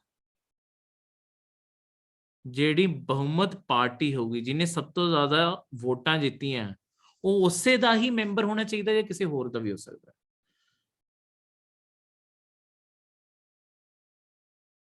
मैंबर होना चाहिए है। देखो जो कंडीशन सेंटर भी थोड़े PM दी मैं थोड़ा दस रहा, प्रधानमंत्री दी दस रहे हैं, हर स्टेट विच मुख्यमंत्री दी भी वही कंडीशन है। मैं थोड़ा 2 एग्जाम्पल दस दिना 2022 जिहड़े होए है उन्हां तो मैं थोड़ा एक तीजे क्वेश्चन का आंसर सब तो पहला दे दिना कि वो बहुमत पार्टी का होना चाहिए या नहीं होना चाहिए। जे थोड़ा याद होवे जिहड़ा थोड़ा महाराष्ट्र है, महाराष्ट्र के अंदर शिवसेना की सरकार बनी हुई सी कांग्रेस की सपोर्ट नाल, होया कि शिवसेना के अंदर दरार आ गई, शिवसेना के ही 2 हिस्से हो गए। एक साइड उद्धव ठाकरे जिहड़े वैसे शिवसेना चलाते सी, ते एक साइड ते एकनाथ शिंदे। एकनाथ शिंदे वैसे शिवसेना कोले खुद कोले कोई मेजोरिटी नहीं सी, खुद कोले कोई बहुमत नहीं सी, मेजोरिटी पार्टी ते नहीं सी। एकनाथ शिंदे ने थोड़े बहुते अपने लोगों ने इकट्ठा किया, ਉਹ ਚਲੇ ਗਏ ਬੀਜੇਪੀ ਕੋਲੇ। ਬੀਜੇਪੀ ਕੋਲੇ ਬਾਕੀ ਐਮਐਲਏ ਸੀਗੇ ਪਰ ਬੀਜੇਪੀ ਕੋਲੇ ਵੀ ਮੈਜੋਰਿਟੀ ਨਹੀਂ ਸੀਗੀ। ਉਹਨਾਂ ਨੇ ਜਾ ਕੇ ਬੀਜੇਪੀ ਨਾਲ ਹੱਥ ਮਿਲਾ ਲਿਆ, ਇੱਕ ਗਠਬੰਧਨ ਬਣਾ ਲਿਆ ਤੇ ਸਰਕਾਰ ਖੜੀ ਕਰ ਲਈ। ਸੇਮ ਚੀਜ਼ ਥੋੜੇ ਬਿਹਾਰ ਵਿੱਚ ਵੀ ਹੋਈ। ਬਿਹਾਰ ਵਿੱਚ ਕੀ ਸੀ, ਪਹਿਲਾਂ ਨਿਤਿਸ਼ ਕੁਮਾਰ ਦੀ ਜਿਹੜੀ ਸਰਕਾਰ ਸੀਗੀ, ਨਿਤਿਸ਼ ਕੁਮਾਰ ਦੀ ਆਪਣੀ ਖੁਦ ਦੀ ਪਾਰਟੀ ਹੈ, ਉਹਨਾਂ ਕੋਲੇ ਤਾਂ ਸੀਟਾਂ ਹੈ ਹੀ ਨਹੀਂ। ਨਿਤਿਸ਼ ਕੁਮਾਰ ਦੀ ਜੇ ਤੁਸੀਂ ਬਿਹਾਰ ਸੀਟਾਂ ਦੇਖੋਗੇ ਉਹਨਾਂ ਕੋਲੇ 20 ਕੋ ਸੀਟਾਂ ਵੀ ਨਹੀਂ ਹੈ। ਪਰ ਹੈ ਕਿ ਬਾਕੀਆਂ ਕੋਲੇ ਵੀ ਜਿੰਨੀਆਂ ਰਿਕੁਆਇਰਡ ਸੀਟਾਂ ਹੁੰਦੀਆਂ, ਦੇਖੋ ਕਿਸੇ ਨੇ ਵੀ ਸਰਕਾਰ ਬਣਾਉਣਾ ਹੈ ਨਾ, ਸਰਕਾਰ ਦਾ ਮਤਲਬ ਹੈ ਤੁਹਾਨੂੰ ਪਹਿਲਾਂ ਤਾਂ ਬਹੁਮਤ ਜਿੱਤਣਾ ਪੈਣਾ। ਕਿਸੇ ਨੇ ਵੀ ਸਰਕਾਰ ਬਣਾਉਣੀ ਹੈ, ਬਹੁਮਤ ਜਿੱਤਣਾ ਪੈਣਾ। ਬਹੁਮਤ ਦਾ ਮਤਲਬ ਹੈ ਜਿਹੜੀ ਵੀ ਤੁਸੀਂ ਹਾਊਸ ਦੀ ਗੱਲ ਕਰ ਰਹੇ ਹੋ, ਜਿਵੇਂ ਮੈਂ ਤੁਹਾਨੂੰ ਇੱਥੇ ਕਹਿ ਰਿਹਾ ਜਿਹਨੇ ਸੈਂਟਰ ਸਰਕਾਰ ਬਣਾਉਣੀ ਹੈ ਉਹਨੂੰ ਲੋਕ ਸਭਾ ਵਿੱਚ ਬਹੁਮਤ ਚਾਹੀਦਾ, ਮੈਜੋਰਿਟੀ ਚਾਹੀਦੀ ਹੈ। ਹੁਣ ਮੈਜੋਰਿਟੀ ਹੁੰਦੀ ਕੀ ਹੈ, ਜਿੰਨੀਆਂ ਵੀ ਟੋਟਲ ਸੀਟਾਂ ਹੈ ਉਹਦਾ ਜੇ 50% ਕਰੋਗੇ ਉਹ ਤਾਂ ਅੱਧੋ ਅੱਧ ਹੋ ਜਾਊਗਾ, ਅੱਧੇ ਹਾਂ ਅੱਧੇ ਨਾ, ਬਸ ਅੱਧੇ ਤੋਂ ਇੱਕ ਬੰਦੇ ਜ਼ਿਆਦਾ ਨੂੰ ਮਨਾ ਦਿਓ, ਉਹ ਤੁਹਾਡੀ ਬਹੁਮਤ ਬਣ ਗਈ, ਮੈਜੋਰਿਟੀ ਬਣ ਗਈ। ਘੱਟੋ ਘੱਟ 50% ਤੋਂ ਇੱਕ ਬੰਦਾ ਜ਼ਿਆਦਾ ਜੇ ਐਗਰੀ ਕਰ ਰਿਹਾ, ਜੋ ਵੀ 50% ਦਾ ਨੰਬਰ ਬਣੂਗਾ, 100 ਸੀਟਾਂ ਤੇ ਯਾਨੀ ਕਿ 51 ਹੋ ਗਿਆ, ਠੀਕ ਹੈ, ਕੁਝ ਵੀ ਲਗਾ ਲਓ, 120 ਤਾਂ 61 ਹੋ ਗਿਆ, ਠੀਕ ਹੈ, ਕੁਝ ਵੀ, ਬਸ ਥੋੜਾ ਜਿਹਾ ਮੈਜੋਰਿਟੀ। ਜੇ ਸਾਰੀਆਂ ਸੀਟਾਂ ਹੋਣ ਫਿਰ ਤਾਂ ਵੈਲ ਐਂਡ ਗੁੱਡ ਹੈ, ਪਰ ਘੱਟੋ ਘੱਟ ਇੱਕ ਸੀਟ, ਠੀਕ ਹੈ। ਤਾਂ ਹੁਣ ਇੱਥੇ ਜਿਹੜਾ ਹੁਣ ਸਿਸਟਮ ਬਣਿਆ, ਸਭ ਕੁਝ ਬਣਿਆ, ਇਹਦੇ ਅੰਦਰ ਹੋਇਆ ਕਿ ਮਤਲਬ ਹੁਣ ਤੁਹਾਡੇ ਬਿਹਾਰ ਦੇ ਅੰਦਰ ਕੀ ਹੋਇਆ ਸੀ, ਨਿਤਿਸ਼ ਕੁਮਾਰ ਦੀ ਪਹਿਲਾਂ ਗਠਬੰਧਨ ਦੀ ਸਰਕਾਰ ਸੀ, ਨਿਤਿਸ਼ ਕੁਮਾਰ ਕੋਲ ਤਾਂ ਬਹੁਤ ਹੀ ਘੱਟ ਸੀਟਾਂ ਸੀ, ਉਹਨਾਂ ਤੋਂ ਜ਼ਿਆਦਾ ਤਾਂ ਜਿਨ੍ਹਾਂ ਨਾਲ ਉਹਨਾਂ ਨੇ ਪਹਿਲਾਂ ਗਠਬੰਧਨ ਕੀਤਾ ਸੀ ਬੀਜੇਪੀ ਕੋਲੇ ਕੁਝ 70 ਦੇ ਅੰਦਰ ਕੁਝ ਸੀਟਾਂ ਸੀਗੀਆਂ, ਠੀਕ ਹੈ। ਤਾਂ ਉਹਨਾਂ ਨੇ ਬੀਜੇਪੀ ਨਾਲ ਗਠਬੰਧਨ ਕੀਤਾ ਹੋਇਆ ਸੀ ਤੇ ਖੁਦ ਮੁੱਖ ਮੰਤਰੀ ਬਣ ਕੇ ਬੈਠੇ ਸੀ, ਖੁਦ ਕੋਲੇ ਸੀਟਾਂ ਵੀ ਜ਼ਿਆਦਾ ਨਹੀਂ ਹੈਗੀਆਂ, ਬੀਜੇਪੀ ਕੋਲੇ ਹੈਗੀਆਂ, ਪਰ ਨਿਤਿਸ਼ ਕੁਮਾਰ ਨੇ ਬੀਜੇਪੀ ਨੂੰ ਕਨਵਿੰਸ ਕਰਕੇ ਰੱਖਿਆ ਸੀ ਕਿ ਮੈਨੂੰ ਸੀਐਮ ਬਣ ਦਿਓ, ਤਾਂ ਬਣੇ ਹੋਏ ਸੀ। ਜਦੋਂ ਉਹਨਾਂ ਨੂੰ ਲੱਗਿਆ ਕਿ ਸ਼ਾਇਦ ਬੀਜੇਪੀ ਉਹਨਾਂ ਨਾਲ ਗਠਬੰਧਨ ਤੋੜ ਦੂਗੀ, ਆਪਣਾ ਕਿਸੇ ਬੰਦੇ ਨੂੰ ਬਣਾ ਦੂਗੀ, ਉਹਨਾਂ ਨੇ ਬੀਜੇਪੀ ਦਾ ਹੱਥ ਛੱਡਿਆ ਤੇ ਜਿਹੜੀ ਲਾਲੂ ਪ੍ਰਸਾਦ ਦੀ ਪਾਰਟੀ ਹੈ ਉਹਦੇ ਨਾਲ ਜਾ ਕੇ ਹੱਥ ਮਿਲਾ ਲਿਆ। ਉਹਨਾਂ ਕੋਲੇ ਬੀਜੇਪੀ ਤੋਂ ਵੀ ਜ਼ਿਆਦਾ ਸੀਟਾਂ, ਸਭ ਤੋਂ ਜ਼ਿਆਦਾ ਜਦੋਂ ਬਿਹਾਰ ਦੇ ਚੋਣ ਹੋਏ ਸੀ ਨਾ, ਸਭ ਤੋਂ ਜ਼ਿਆਦਾ ਸੀਟਾਂ ਜਿਹੜੀਆਂ ਐਕਚੁਅਲੀ ਆਈਆਂ ਸੀ ਉਹ ਆਰਜੇਡੀ, ਜਿਹੜੀ ਲਾਲੂ ਪ੍ਰਸਾਦ ਯਾਦਵ ਦੀ ਪਾਰਟੀ ਆ, ਉਹਨੂੰ ਆਈਆਂ ਸੀ, ਪਰ ਉਹਨਾਂ ਕੋਲੇ 50% ਵੀ ਸੀਟਾਂ ਨਹੀਂ ਬਣਦੀਆਂ ਸੀ। ਨਿਤਿਸ਼ ਕੁਮਾਰ ਕੋਲੇ ਉਹ ਨੰਬਰ ਸੀ ਕਿ ਉਹ ਜਾਂ ਤਾਂ ਲਾਲੂ ਪ੍ਰਸਾਦ ਜਾਂ ਬੀਜੇਪੀ ਕਿਸੇ ਨਾਲ ਵੀ ਜੁੜ ਜੂਗਾ ਨਾ, ਸਰਕਾਰ ਬਣ ਜੂਗੀ। ਔਰ ਜਿਹੜਾ 50% ਤੋਂ ਜ਼ਿਆਦਾ ਸੀਟਾਂ ਚਾਹੀਦੀਆਂ ਉਹ ਨਿਤਿਸ਼ ਕੁਮਾਰ ਲੈ ਕੇ ਆ ਰਿਹਾ ਸੀ, ਪਰ ਇਹ ਦੋਨੋਂ ਮੈਜੋਰਿਟੀ ਲੈ ਕੇ ਬੈਠੇ ਆ, ਪਰ ਆਪਸ ਦੋਨਾਂ ਦੀ ਨਹੀਂ ਬਣਦੀ, ਲਾਲੂ ਪ੍ਰਸਾਦ ਤੇ ਬੀਜੇਪੀ ਦੀ ਆਪਸ ਚ ਨਹੀਂ ਬਣਦੀ, ਤਾਂ ਉਹ ਦੋਨੋਂ ਆਪਸ ਨਹੀਂ ਜੁੜੇ। ਨਿਤਿਸ਼ ਕੁਮਾਰ ਪਹਿਲਾਂ ਬੀਜੇਪੀ ਨਾਲ ਸੀ, ਉਹਨਾਂ ਨਾਲ ਨਹੀਂ ਬਣੀ, ਦੂਜੇ ਪਾਸੇ ਚਲੇ ਗਏ, ਉਹਨਾਂ ਨਾਲ ਨਹੀਂ ਬਣੂਗੀ ਵਾਪਸ ਆ ਜਾਣਗੇ ਮੁੱਖ ਮੰਤਰੀ, ਇਸੇ ਤਰੀਕੇ ਨਾਲ। ਤਾਂ ਇਹ ਇੱਥੇ ਬਹੁਤ ਸਾਰੀ ਚੀਜ਼ਾਂ ਨੂੰ ਆਨਸਰ ਕਰ ਦਿੰਦਾ। ਸੈਂਟਰ 'ਚ ਪ੍ਰਧਾਨ ਮੰਤਰੀ ਵੀ ਕੋਈ ਵੀ ਇਦਾਂ ਕਰ ਸਕਦਾ ਹੈ। ਇਹ ਤਿੰਨੋਂ ਕੁਐਸਚਨਾਂ ਦਾ ਇੱਕ ਆਨਸਰ ਬਣ ਜਾਂਦਾ ਹੈ, ਠੀਕ ਹੈ। ਆਹ ਇਹਨੂੰ ਛੱਡ ਕੇ ਪਹਿਲਾਂ ਇਸ ਚੀਜ਼ ਦਾ ਕਿ ਉਹ ਬਹੁਮਤ ਪਾਰਟੀ ਤੋਂ ਹੋਣਾ ਚਾਹੀਦਾ, ਇਹਦਾ ਆਨਸਰ ਨਹੀਂ ਹੋ ਗਿਆ। ਦੇਖੋ ਆਪਣੇ ਹੁਣ ਮੈਂ ਤੁਹਾਨੂੰ ਪਹਿਲਾਂ ਪੀਐਮ ਦੀ ਗੱਲ ਦੱਸਾਂ, ਸੇਮ ਗੱਲ ਮੈਂ ਤੁਹਾਨੂੰ ਜਿਹੜੀ ਪੀਐਮ ਦੀ ਗੱਲ ਦੱਸਣੀ ਆ ਉਹੀ ਥੋੜੀ ਸੀਐਮ ਦੀ ਗੱਲ ਹੈ ਸਟੇਟਸ ਦੇ ਅੰਦਰ, ਠੀਕ ਹੈ।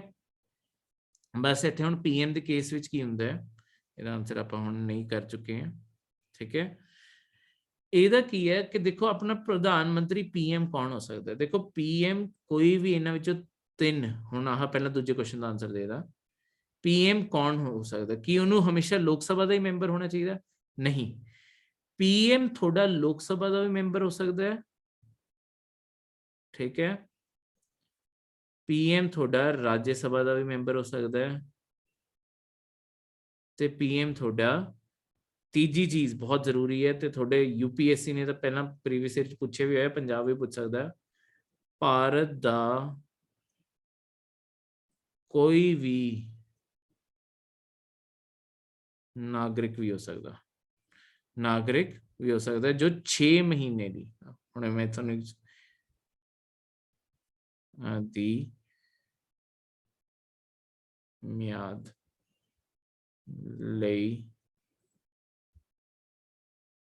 ਪ੍ਰਧਾਨ, ਮੈਂ ਤੁਹਾਨੂੰ ਹੁਣੇ ਇੱਕ ਬਹੁਤ ਇੰਪੋਰਟੈਂਟ ਚੀਜ਼ ਦੱਸਣ ਲੱਗਿਆ, ਮੰਤਰੀ ਬਣ ਸਕਦਾ ਹੈ।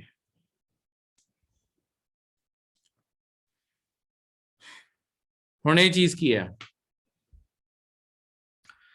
ਦੇਖੋ ਜਿਹੜਾ ਵੀ ਤੁਹਾਡਾ ਹੁਣ ਪ੍ਰਾਈਮ ਮਿਨਿਸਟਰ ਬਣੂਗਾ, ਹੁਣ ਇਸ ਚੀਜ਼ ਨੂੰ ਵਾਪਸ ਉੱਥੇ ਲੈ ਕੇ ਚੱਲਣਾ ਪਹਿਲਾਂ, ਐਕਚੁਅਲੀ ਆਹ ਡਾਇਗਰਾਮ ਤੇ ਮੈਂ ਤੁਹਾਨੂੰ ਕਿਹਾ ਕਿ ਜਿਹੜਾ ਪ੍ਰਧਾਨ ਮੰਤਰੀ ਬਣੂਗਾ ਉਹਦੇ ਕੋਲੇ ਸਪੋਰਟ ਹੋਣੀ ਚਾਹੀਦੀ ਹੈ 50% ਤੋਂ ਜ਼ਿਆਦਾ ਲੋਕਾਂ ਦੀ ਲੋਕ ਸਭਾ 'ਚ। ਯਾਨੀ ਕਿ ਲੋਕ ਸਭਾ ਜਿਵੇਂ ਆਪਾਂ ਕਹਿੰਦੇ ਕਿ 552 ਸੀਟਾਂ, ਹਜੇ ਆਪਾਂ ਯੂਜ਼ 545 ਕਰ ਰਹੇ ਹਾਂ, ਯਾਨੀ ਕਿ 545 ਦਾ 50% ਪਲੱਸ 1 ਥੋੜਾ 270 ਸਮਥਿੰਗ ਬਣ ਗਿਆ, 273 ਸੀਟਾਂ ਜਿਹੜੀਆਂ ਬਣ ਗਈਆਂ। ਤੁਹਾਨੂੰ ਘੱਟੋ ਘੱਟ ਇੰਨੀਆਂ ਚਾਹੀਦੀਆਂ ਲੋਕ ਸਭਾ ਦੇ ਅੰਦਰ, ਤਾਂ ਤੁਸੀਂ ਪੀਐਮ ਬਣ ਸਕਦੇ। ਜਿਹਦੇ ਕੋਲੇ ਇੰਨੀਆਂ ਮੈਜੋਰਿਟੀ ਸੀਟਾਂ ਹੋਣਗੀਆਂ ਉਹ ਪੀਐਮ ਬਣ ਸਕਦਾ ਹੈ। ਹੁਣ ਪੀਐਮ ਖੁਦ ਹੋਣਾ ਕੌਣ ਚਾਹੀਦਾ? ਕੀ ਉਹਨੂੰ ਖੁਦ ਵੀ ਲੋਕ ਸਭਾ ਦਾ ਮੈਂਬਰ ਹੋਣਾ ਚਾਹੀਦਾ? ਨਹੀਂ, ਉਹ ਲੋਕ ਸਭਾ ਦਾ ਵੀ ਮੈਂਬਰ ਹੋ ਸਕਦਾ ਔਰ ਰਾਜ ਸਭਾ ਦਾ ਵੀ ਮੈਂਬਰ ਹੋਣਾ ਚਾਹੀਦਾ। ਬੇਸਿਕਲੀ ਤੁਹਾਡਾ ਕੋਈ ਵੀ ਪਰਸਨ ਜਿਹੜਾ ਵੀ ਤੁਹਾਡਾ ਐਮਪੀ ਹੈ, ਜਿਹੜਾ ਵੀ ਪਰਸਨ ਐਮਪੀ ਹੈ, ਚਾਹੇ ਉਹ ਲੋਕ ਸਭਾ ਦਾ ਹੋਵੇ ਚਾਹੇ ਉਹ ਰਾਜ ਸਭਾ ਦਾ ਹੋਵੇ, ਉਹ ਤੁਹਾਡਾ ਮੰਤਰੀ ਬਣ ਸਕਦਾ ਹੁੰਦਾ। ਪਹਿਲੀ ਗੱਲ ਤਾਂ ਮੰਤਰੀ, ਸਾਰੇ ਮੰਤਰੀ, ਹੁਣ ਦੇਖੋ ਜਿਹੜਾ ਪ੍ਰਧਾਨ ਮੰਤਰੀ ਹੈ, ਪ੍ਰਧਾਨ ਵੀ ਤਾਂ ਮੰਤਰੀ ਹੀ ਹੈ, ਪ੍ਰਾਈਮ ਮਿਨਿਸਟਰ ਵੀ ਤਾਂ ਮਿਨਿਸਟਰ ਹੀ ਹੈ। ਕੋਈ ਵੀ, ਇਹ ਸਾਰੇ ਮੰਤਰੀਆਂ ਤੇ ਇਹ ਚੀਜ਼ ਅਪਲਾਈ ਹੁੰਦੀ ਹੈ ਜਿਹੜੀ ਮੈਂ ਹੁਣ ਚੀਜ਼ ਦੱਸਣ ਲੱਗਿਆ। ਮੰਤਰੀ ਜ਼ਰੂਰੀ ਨਹੀਂ ਹੈ ਕਿ ਸਿਰਫ ਲੋਕ ਸਭਾ ਦੇ ਹੋਣ, ਸਾਰੇ ਮੰਤਰੀਆਂ ਤੋਂ ਪਹਿਲਾਂ ਬਣਦਾ ਹੁੰਦਾ ਪ੍ਰਧਾਨ ਮੰਤਰੀ। ਪ੍ਰਧਾਨ ਮੰਤਰੀ ਵੀ ਜ਼ਰੂਰੀ ਨਹੀਂ ਹੈ ਕਿ ਲੋਕ ਸਭਾ ਦਾ ਹੀ ਹੋਵੇ। ਪ੍ਰਧਾਨ ਮੰਤਰੀ ਥੋੜਾ ਲੋਕ ਸਭਾ ਦਾ ਵੀ ਹੋ ਸਕਦਾ, ਰਾਜ ਸਭਾ ਦਾ ਵੀ ਹੋ ਸਕਦਾ। ਇਹਦਾ ਮੈਂ ਤੁਹਾਨੂੰ ਐਗਜ਼ਾਮਪਲ ਦਿੰਦਾ। ਇਸ ਟਾਈਮ ਜਿਹੜੇ ਤੁਹਾਡੇ ਪ੍ਰਧਾਨ ਮੰਤਰੀ ਹੈ ਨਰਿੰਦਰ ਮੋਦੀ 2014 ਤੋਂ ਹੀ ਹੈ, ਉਹ ਹੈਗੇ ਆ ਤੁਹਾਡੇ ਲੋਕ ਸਭਾ ਤੋਂ। ਇਸੇ ਤਰੀਕੇ ਨਾਲ ਜਿਹੜਾ ਤੁਸੀਂ ਦੂਜੇ ਪਾਸੇ ਦੇਖੋਗੇ, ਉਦੋਂ ਪਹਿਲਾਂ ਜਿਹੜੇ ਡਾਕਟਰ ਮਨਮੋਹਨ ਸਿੰਘ ਰਹੇ ਆ ਤੁਹਾਡੇ ਪ੍ਰਧਾਨ ਮੰਤਰੀ, ਡਾਕਟਰ ਮਨਮੋਹਨ ਸਿੰਘ ਨੇ ਕਾਂਗਰਸ ਨੂੰ ਇੱਕ ਚੀਜ਼ ਬਹੁਤ ਪਹਿਲਾਂ ਕਲੀਅਰ ਕਰਤੀ ਸੀ ਕਿ ਦੇਖੋ ਮੈਂ ਕੋਈ ਪੋਲੀਟੀਸ਼ੀਅਨ ਨਹੀਂ ਹੈ, ਮੈਂ ਕੋਈ ਚੋਣਾਂ ਨਹੀਂ ਲੜਨੀਆਂ, ਮੈਂ ਇੱਕ ਇਮਾਨਦਾਰ ਆਦਮੀ ਹੈ, ਮੇਰੇ ਤੋਂ ਆਹ ਲੋਕਾਂ ਨੂੰ ਜਾ ਕੇ ਝੂਠ ਨਹੀਂ ਬੋਲੇ ਜਾਂਦੇ ਕਿ ਆਹ ਕਰ ਦਾਂਗੇ ਆਹ ਕਰ ਦਾਂਗੇ, ਇਹ ਚੀਜ਼ਾਂ ਮੇਰੇ ਤੋਂ ਨਹੀਂ ਹੁੰਦੀਆਂ। ਮੈਂ ਇਕਨੋਮੀ, ਮੈਂ ਟੀਚਰ ਰਿਹਾ, ਇਕਨੋਮਿਸਟ ਹੈ, ਮੈਂ ਸਿਰਫ ਪੜ੍ਹਾ ਸਕਦਾ ਤੇ ਜਾਂ ਪਾਲਿਸੀਜ਼ ਬਣਾ ਸਕਦੇ ਜਿਹੜੇ ਦੇਸ਼ ਦਾ ਭਲਾ ਕਰ ਸਕੇ। ਤਾਂ ਹੀ ਤੁਹਾਡੇ ਪ੍ਰਧਾਨ ਜਿਹੜੇ ਡਾਕਟਰ ਮਨਮੋਹਨ ਸਿੰਘ ਹੈ, ਉਹਨਾਂ ਦੀ ਇੱਜ਼ਤ ਤੁਹਾਡੀ ਵਾਜਪਾਈ ਤੋਂ ਲੈ ਕੇ ਨਰਿੰਦਰ ਮੋਦੀ ਸਾਰੇ ਕਰਦੇ ਆ, ਕਿਉਂਕਿ ਐਕਚੁਅਲੀ ਉਹ ਪੋਲੀਟੀਸ਼ੀਅਨ ਨਹੀਂ ਹੈ, ਠੀਕ ਹੈ, ਕਿਉਂਕਿ ਤਾਂ ਫਿਰ ਉਹਨਾਂ ਨਾਲ ਕੋਈ ਵੈਰ ਕੋਈ ਦੁਸ਼ਮਣੀ ਇਦਾਂ ਦੀ ਵੀ ਕੋਈ ਚੀਜ਼ ਨਹੀਂ ਹੈ। ਹਰ ਬੰਦੇ ਨੇ ਉਹਨਾਂ ਦੀ ਤਾਂ ਹੀ ਇੱਜ਼ਤ ਕੀਤੀ ਹੈ। ਤਾਂ ਜਿਹੜੀ ਚੀਜ਼ ਸੀਗੀ, ਤਾਂ ਕਾਂਗਰਸ ਕਿਉਂਕਿ ਉਹਨਾਂ ਨੂੰ ਥੋੜਾ ਬਣਾਉਣਾ ਚਾਹੁੰਦੀ ਸੀ ਪ੍ਰਧਾਨ ਮੰਤਰੀ, ਤਾਂ ਕਾਂਗਰਸ ਨੇ ਕਿਹਾ ਕੋਈ ਗੱਲ ਨਹੀਂ, ਤੁਹਾਨੂੰ ਇਲੈਕਸ਼ਨ ਲੜਨ ਦੀ ਲੋੜ ਨਹੀਂ, ਖੁਦ ਅਸੀਂ ਕੀ ਕਰਦੇ ਹਾਂ, ਅਸੀਂ ਤੁਹਾਨੂੰ ਰਾਜ ਸਭਾ ਤੋਂ ਜਿਤਾ ਦਾਂਗੇ, ਰਾਜ ਸਭਾ ਤੋਂ ਅਸੀਂ ਤੁਹਾਨੂੰ ਜਿਤਾ ਦਾਂਗੇ ਤੇ ਲੋਕ ਸਭਾ ਵਿੱਚ ਅਸੀਂ ਤੁਹਾਡੇ ਲਈ ਮੈਜੋਰਿਟੀ ਅਰੇਂਜ ਕਰ ਦਾਂਗੇ, ਜਿਹੜੀ ਬਹੁਮਤ ਚਾਹੀਦੀ ਹੈ ਉਹ ਅਸੀਂ ਅਰੇਂਜ ਕਰ ਦਾਂਗੇ। ਤਾਂ ਜਿਹੜੇ ਤੁਹਾਡੇ ਇਲੈਕਸ਼ਨ ਹੋਏ, ਜਦ ਵੀ ਮਤਲਬ 2 ਵਾਰੀ ਉਹ ਵੀ ਰਹੇ ਆ, ਠੀਕ ਹੈ, ਤਾਂ ਜਿਹੜੇ ਤੁਹਾਡੇ ਇਲੈਕਸ਼ਨ ਹੋਏ, ਇਲੈਕਸ਼ਨ ਦੇ ਅੰਦਰ ਕੀ ਕਹਿੰਦੇ ਇਹਨੂੰ, ਹਾਂ, ਕਾਂਗਰਸ ਨੇ ਸੀਟਾਂ ਅਰੇਂਜ ਕਰਕੇ ਦਿੱਤੀਆਂ ਲੋਕ ਸਭਾ ਦੇ ਅੰਦਰ ਕਿ 50% ਤੋਂ ਜ਼ਿਆਦਾ ਲੋਕ ਡਾਕਟਰ ਮਨਮੋਹਨ ਸਿੰਘ ਨੂੰ ਸਪੋਰਟ ਕਰਦੇ ਹਨ। ਡਾਕਟਰ ਮਨਮੋਹਨ ਸਿੰਘ ਨੂੰ ਰਾਜ ਸਭਾ ਦਾ ਮੈਂਬਰ ਬਣਾਇਆ ਗਿਆ, ਲੋਕ ਸਭਾ ਵਿੱਚ ਕਾਂਗਰਸ ਨੇ ਸਪੋਰਟ ਅਰੇਂਜ ਕੀਤੀ, ਜਾਂ ਖੁਦ ਦੇ ਐਮਪੀਜ਼ ਨੂੰ ਬੋਲਿਆ, ਜਾਂ ਹੋਰ ਲੋਕਾਂ ਨਾਲ ਗਠਬੰਧਨ ਕੀਤੇ ਸੀ ਉਹਨਾਂ ਨੇ। ਖੁਦ ਕਾਂਗਰਸ ਕੋਲ ਮੈਜੋਰਿਟੀ ਨਹੀਂ ਸੀਗੀ, ਗਠਬੰਧਨ ਕਰਕੇ ਸਰਕਾਰ ਬਣਾ ਲਈ ਉਹਨਾਂ ਨੇ। ਉਹ ਸਾਰਿਆਂ ਨੂੰ ਕਿਹਾ ਕਿ ਤੁਸੀਂ ਲਿਖਤੀ ਦੇ ਦਿਓ ਕਿ ਤੁਸੀਂ ਮੁੱਖ ਮੰਤਰੀ ਦੇ ਤੌਰ ਤੇ, ਮੁੱਖ ਮੰਤਰੀ ਕਹਿੰਦਾ ਪ੍ਰਧਾਨ ਮੰਤਰੀ ਦੇ ਤੌਰ ਤੇ ਡਾਕਟਰ ਮਨਮੋਹਨ ਸਿੰਘ ਨੂੰ ਦੇਖਣਾ ਚਾਹੁੰਦੇ ਹੋ। ਜਦੋਂ ਸਾਰਿਆਂ ਨੇ ਲਿਖ ਕੇ ਦੇਤਾ, ਇਹ ਜਿਹੜਾ ਲਿਖਤੀ ਹੁੰਦਾ, ਜਿੰਨੇ ਵੀ ਲੋਕ ਸਪੋਰਟ ਕਰਦੇ, ਸਾਰੀ ਸਪੋਰਟ ਤੁਹਾਡੀ ਜਾਣੀ ਚਾਹੀਦੀ ਹੈ ਰਾਸ਼ਟਰਪਤੀ ਕੋਲੇ। ਰਾਸ਼ਟਰਪਤੀ ਕੋਲੇ ਸਪੋਰਟ ਜਾਊਗੀ, ਉਦੋਂ ਬਾਅਦ ਰਾਸ਼ਟਰਪਤੀ ਕੀ ਕਰੂਗਾ, ਰਾਸ਼ਟਰਪਤੀ ਤੁਹਾਡੇ ਜਿਹੜੇ ਵੀ ਬੰਦੇ ਕੋਲੇ 50% ਤੋਂ ਜ਼ਿਆਦਾ ਸਪੋਰਟ ਹੋਊਗੀ, ਉਸ ਬੰਦੇ ਨੂੰ ਨਿਯੁਕਤ ਕਰ ਦਿੰਦਾ ਪ੍ਰਧਾਨ ਮੰਤਰੀ ਦੇ ਤੌਰ ਤੇ। ਨਿਯੁਕਤੀ ਹਮੇਸ਼ਾ ਰਾਸ਼ਟਰਪਤੀ ਤੋਂ ਹੁੰਦੀ ਹੈ,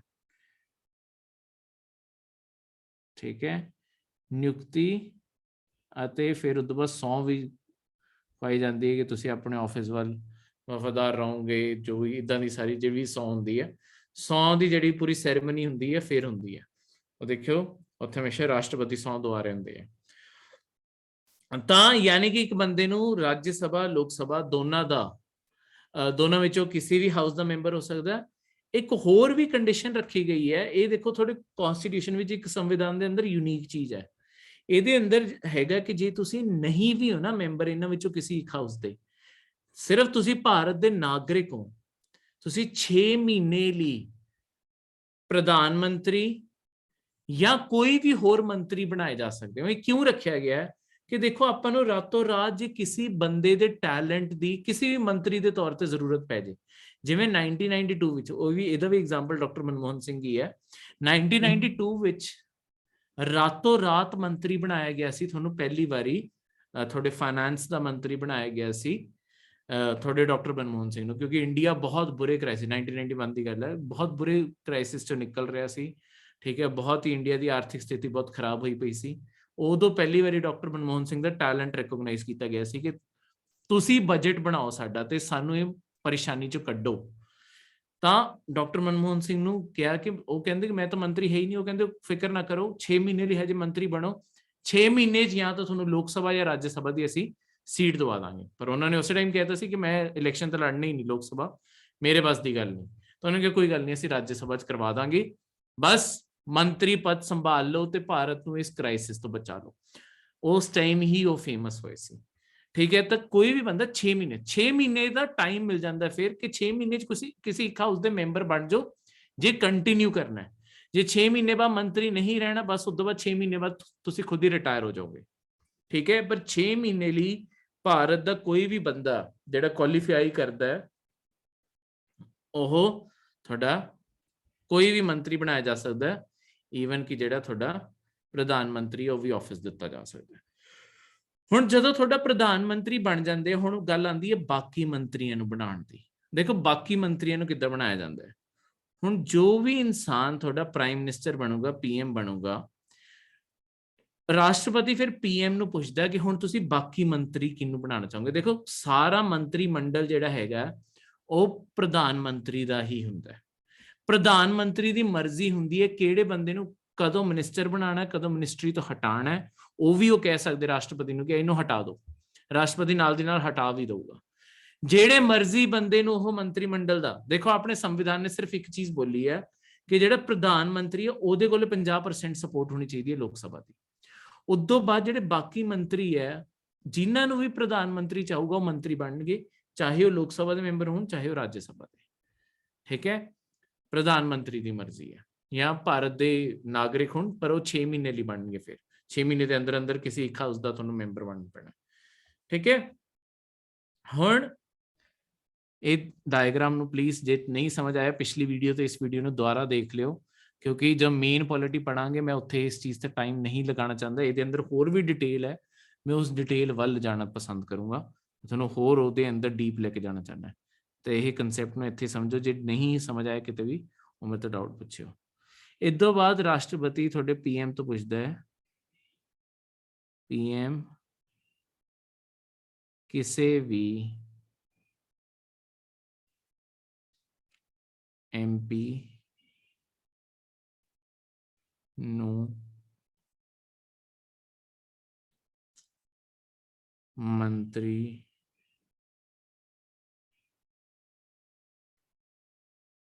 ਨਿਯੁਕਤ ਕਰ ਸਕਦਾ ਹੈ। ਸਹੀ ਕਰੋ, ਨਿਯੁਕਤ ਕਰ ਸਕਦਾ ਹੈ। ਤਾਂ ਜਿਹਨੂੰ ਵੀ ਉਹ ਕਰੂਗਾ ਰਾਸ਼ਟਰਪਤੀ ਉਹਨੂੰ ਸਹੁੰ ਚੁਕਾ ਦੂਗਾ ਤੇ ਉਹ ਵੀ ਬੰਦਾ ਤੁਹਾਡਾ ਮੰਤਰੀ ਮੰਡਲ 'ਚ ਬਹਿ ਜਾਂਦਾ ਹੈ, ਠੀਕ ਹੈ। ਇਸੇ ਨੂੰ ਇੱਥੇ ਲਿਖਦਾ, ਰਾਸ਼ਟਰਪਤੀ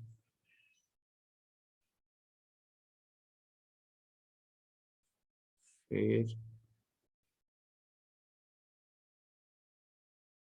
ਉਹਨਾਂ ਨੂੰ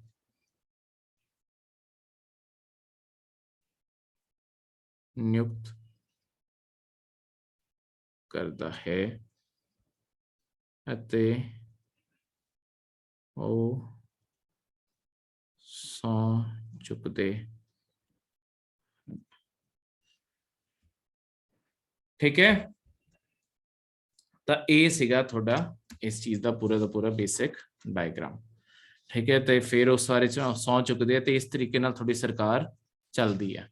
ਇੱਕ ਚੀਜ਼ ਹਮੇਸ਼ਾ ਯਾਦ ਰੱਖੋ, ਜਿਵੇਂ ਹੁਣ ਮੈਂ ਤੁਹਾਨੂੰ ਪਹਿਲਾਂ ਇੱਕ ਚੀਜ਼ ਕਿਹਾ ਸੀ ਕਿ ਪ੍ਰਧਾਨ ਮੰਤਰੀ ਤੁਹਾਡਾ ਸੰਸਦ ਨੂੰ ਰਿਸਪੌਂਸਿਬਲ ਹੁੰਦਾ, ਤਾਂ ਹੀ ਆਪਾਂ ਸੰਸਦੀਏ ਲੋਕਤੰਤਰ ਕਿਹਾ ਸੀ ਆਪਣੇ ਆਪ ਨੂੰ। ਹੁਣ ਇਹ ਕਿੱਦਾਂ ਬਣਦਾ ਹੈ, ਕਿਉਂਕਿ ਹੁਣ ਸਪੋਰਟ ਸਾਰੀ, ਇੱਕ ਪ੍ਰਧਾਨ ਮੰਤਰੀ ਕਦੋਂ ਬਣੂਗਾ ਜਦੋਂ ਉਹਨੂੰ ਲੋਕ ਸਭਾ ਸਪੋਰਟ ਕਰ ਰਹੀ ਹੈ। ਤਾਂ ਕਦੀ ਵੀ ਤੁਹਾਡੀ ਲੋਕ ਸਭਾ ਨੂੰ ਕੋਈ ਵੀ ਸਵਾਲ ਪੁੱਛਣਾ ਹੋਗਾ ਜਾਂ ਈਵਨ ਰਾਜ ਸਭਾ ਨੂੰ ਕੋਈ ਸਵਾਲ ਪੁੱਛਣਾ ਹੋਗਾ, ਤੁਹਾਡੇ ਚਾਹੇ ਪ੍ਰਧਾਨ ਮੰਤਰੀ ਹੋਵੇ ਚਾਹੇ ਕੋਈ ਹੋਰ ਮੰਤਰੀ ਹੋਵੇ, ਉਹਨਾਂ ਨੂੰ ਬੁਲਾ ਸਕਦੇ ਆ ਤੇ ਉਹਨਾਂ ਨੂੰ ਸਵਾਲ ਪੁੱਛ ਸਕਦੇ, ਕਿਉਂਕਿ ਉਹ ਹੈਗੇ ਤਾਂ ਐਮਪੀ ਹੈ ਨਾ, ਐਮਪੀ ਦੇ ਤੌਰ ਤੇ ਉਹ ਸੰਸਦ ਦੇ ਵੀ ਮੈਂਬਰ ਹੈ। ਤਾਂ ਜਦ ਵੀ ਸੰਸਦ ਦਾ ਸੈਸ਼ਨ ਹੁੰਦਾ ਉਹਨਾਂ ਨੂੰ ਆ ਕੇ ਸੈਸ਼ਨ 'ਚ ਬਹਿਣਾ ਪੈਂਦਾ ਹੈ, ਉਹਨਾਂ ਤੋਂ ਕੋਈ ਵੀ ਸਵਾਲ ਪੁੱਛਿਆ ਜਾ ਸਕਦਾ। ਤੁਸੀਂ ਕਈ ਵਾਰੀ ਦੇਖਦੇ ਹੋ ਪ੍ਰਧਾਨ ਮੰਤਰੀ ਜਾਂ ਬਾਕੀ ਮੰਤਰੀਆਂ ਨੂੰ ਉੱਥੇ ਬਹਿ ਕੇ ਉਹ ਸਪੀਚ ਦੇ ਰਹੇ ਹੁੰਦੇ ਆ। ਈਵਨ ਜੇ ਤੁਸੀਂ ਸਟੇਟਸ ਦੇ ਅੰਦਰ ਦੇਖਦੇ ਹੋ ਜਿਹੜੇ ਤੁਹਾਡੇ ਮੁੱਖ ਮੰਤਰੀ ਹੁੰਦੇ ਆ, ਠੀਕ ਹੈ, ਉਹ ਬਹਿ ਕੇ ਸਪੀਚ ਦੇ ਰਹੇ ਹੁੰਦੇ ਉੱਥੇ। ਤਾਂ ਉਹ ਇਸ ਲਈ ਆਏ ਹੁੰਦੇ, ਉਹ ਉੱਥੇ ਸਵਾਲਾਂ ਦੇ ਜਵਾਬ ਦੇ ਰਹੇ ਹੁੰਦੇ ਜੋ ਸਰਕਾਰ ਨੂੰ ਪੁੱਛਿਆ ਜਾਂਦਾ। ਆਪੋਜੀਸ਼ਨ ਦਾ ਕੰਮ ਹੁੰਦਾ ਸੰਸਦ ਵਿੱਚ ਸਰਕਾਰ ਨੂੰ ਸਵਾਲ ਕਰਨਾ ਕਿ ਆਹ ਪਾਲਿਸੀ ਕਿਉਂ ਬਣਾਈ ਗਈ, ਆ ਕਿਉਂ ਨਹੀਂ ਕੀਤਾ ਗਿਆ, ਕੋਈ ਘੁਟਾਲਾ ਹੋਇਆ ਉਹਦੇ ਖਿਲਾਫ ਕੀ ਕਰ ਰਹੇ ਹੋ, ਕੁਝ ਵੀ ਹੋਇਆ। ਸਰਕਾਰ ਦਾ ਕੰਮ ਹੁੰਦਾ ਸੰਸਦ ਨੂੰ ਆ ਕੇ ਜਵਾਬ ਦੇਣਾ। ਜੇ ਸੰਸਦ ਖੁਸ਼ ਨਹੀਂ ਹੈ ਤਾਂ ਮਤਲਬ ਜੇ ਤੁਹਾਡੇ ਮੈਜੋਰਿਟੀ ਐਮਪੀ ਖੁਸ਼ ਨਹੀਂ ਹੈ ਤਾਂ ਉਹ ਕੀ ਕਰ ਸਕਦੇ, ਲੋਕ ਸਭਾ ਦੇ ਜੇ ਮੈਜੋਰਿਟੀ ਐਮਪੀ ਖੁਸ਼ ਨਹੀਂ ਹੈ ਉਹ ਆਪਣੀ ਸਪੋਰਟ ਵਾਪਸ ਖਿੱਚ ਲੈਣਗੇ। ਮਤਲਬ ਥਿਊਰੀ ਵਿੱਚ ਹੁਣ ਤਾਂ ਇੱਕੋ ਪਾਰਟੀ ਦਾ ਹੀ ਰੂਲ ਹੁੰਦਾ, ਤਾਂ ਥਿਊਰੀ ਵਿੱਚ ਜੇ ਉਹ ਨਹੀਂ ਖੁਸ਼ ਹੈਗੇ ਉਹ ਪ੍ਰਧਾਨ ਮੰਤਰੀ ਨੂੰ ਹਟਾਉਣ ਦੀ ਗੱਲ ਕਰ ਸਕਦੇ ਆ। ਸੇਮ ਚੀਜ਼ ਸਟੇਟ ਦੇ ਅੰਦਰ ਮੁੱਖ ਮੰਤਰੀ ਨੂੰ ਹਟਾਉਣ ਦੀ ਗੱਲ ਕਰ ਸਕਦੇ ਆ, ਠੀਕ ਹੈ। ਫਿਰ ਨਵੇਂ ਲੋਕ ਚੁਣੇ ਜਾਣਗੇ, ਸੌਰੀ ਨਵਾਂ ਕੋਈ ਮੁੱਖ ਮੰਤਰੀ ਜਾਂ ਪ੍ਰਧਾਨ ਮੰਤਰੀ ਜਿਹੜੇ ਵੀ ਲੈਵਲ ਦੀ ਗੱਲ ਕਰ ਰਹੇ ਹੋ ਉਹ ਚੁਣੇ ਜਾਣਗੇ, ਠੀਕ ਹੈ। ਇਸ ਤਰੀਕੇ ਨਾਲ ਆ ਸਾਰੀ ਦੀ ਸਾਰੀ ਚੀਜ਼। ਇਹ ਸੀਗਾ ਆਪਣਾ ਅੱਜ ਦਾ ਲੈਕਚਰ। ਮਿਲਦੇ ਹਾਂ ਤੁਹਾਨੂੰ ਅਗਲੇ ਲੈਕਚਰ 'ਚ। Thank you, C you, thank you.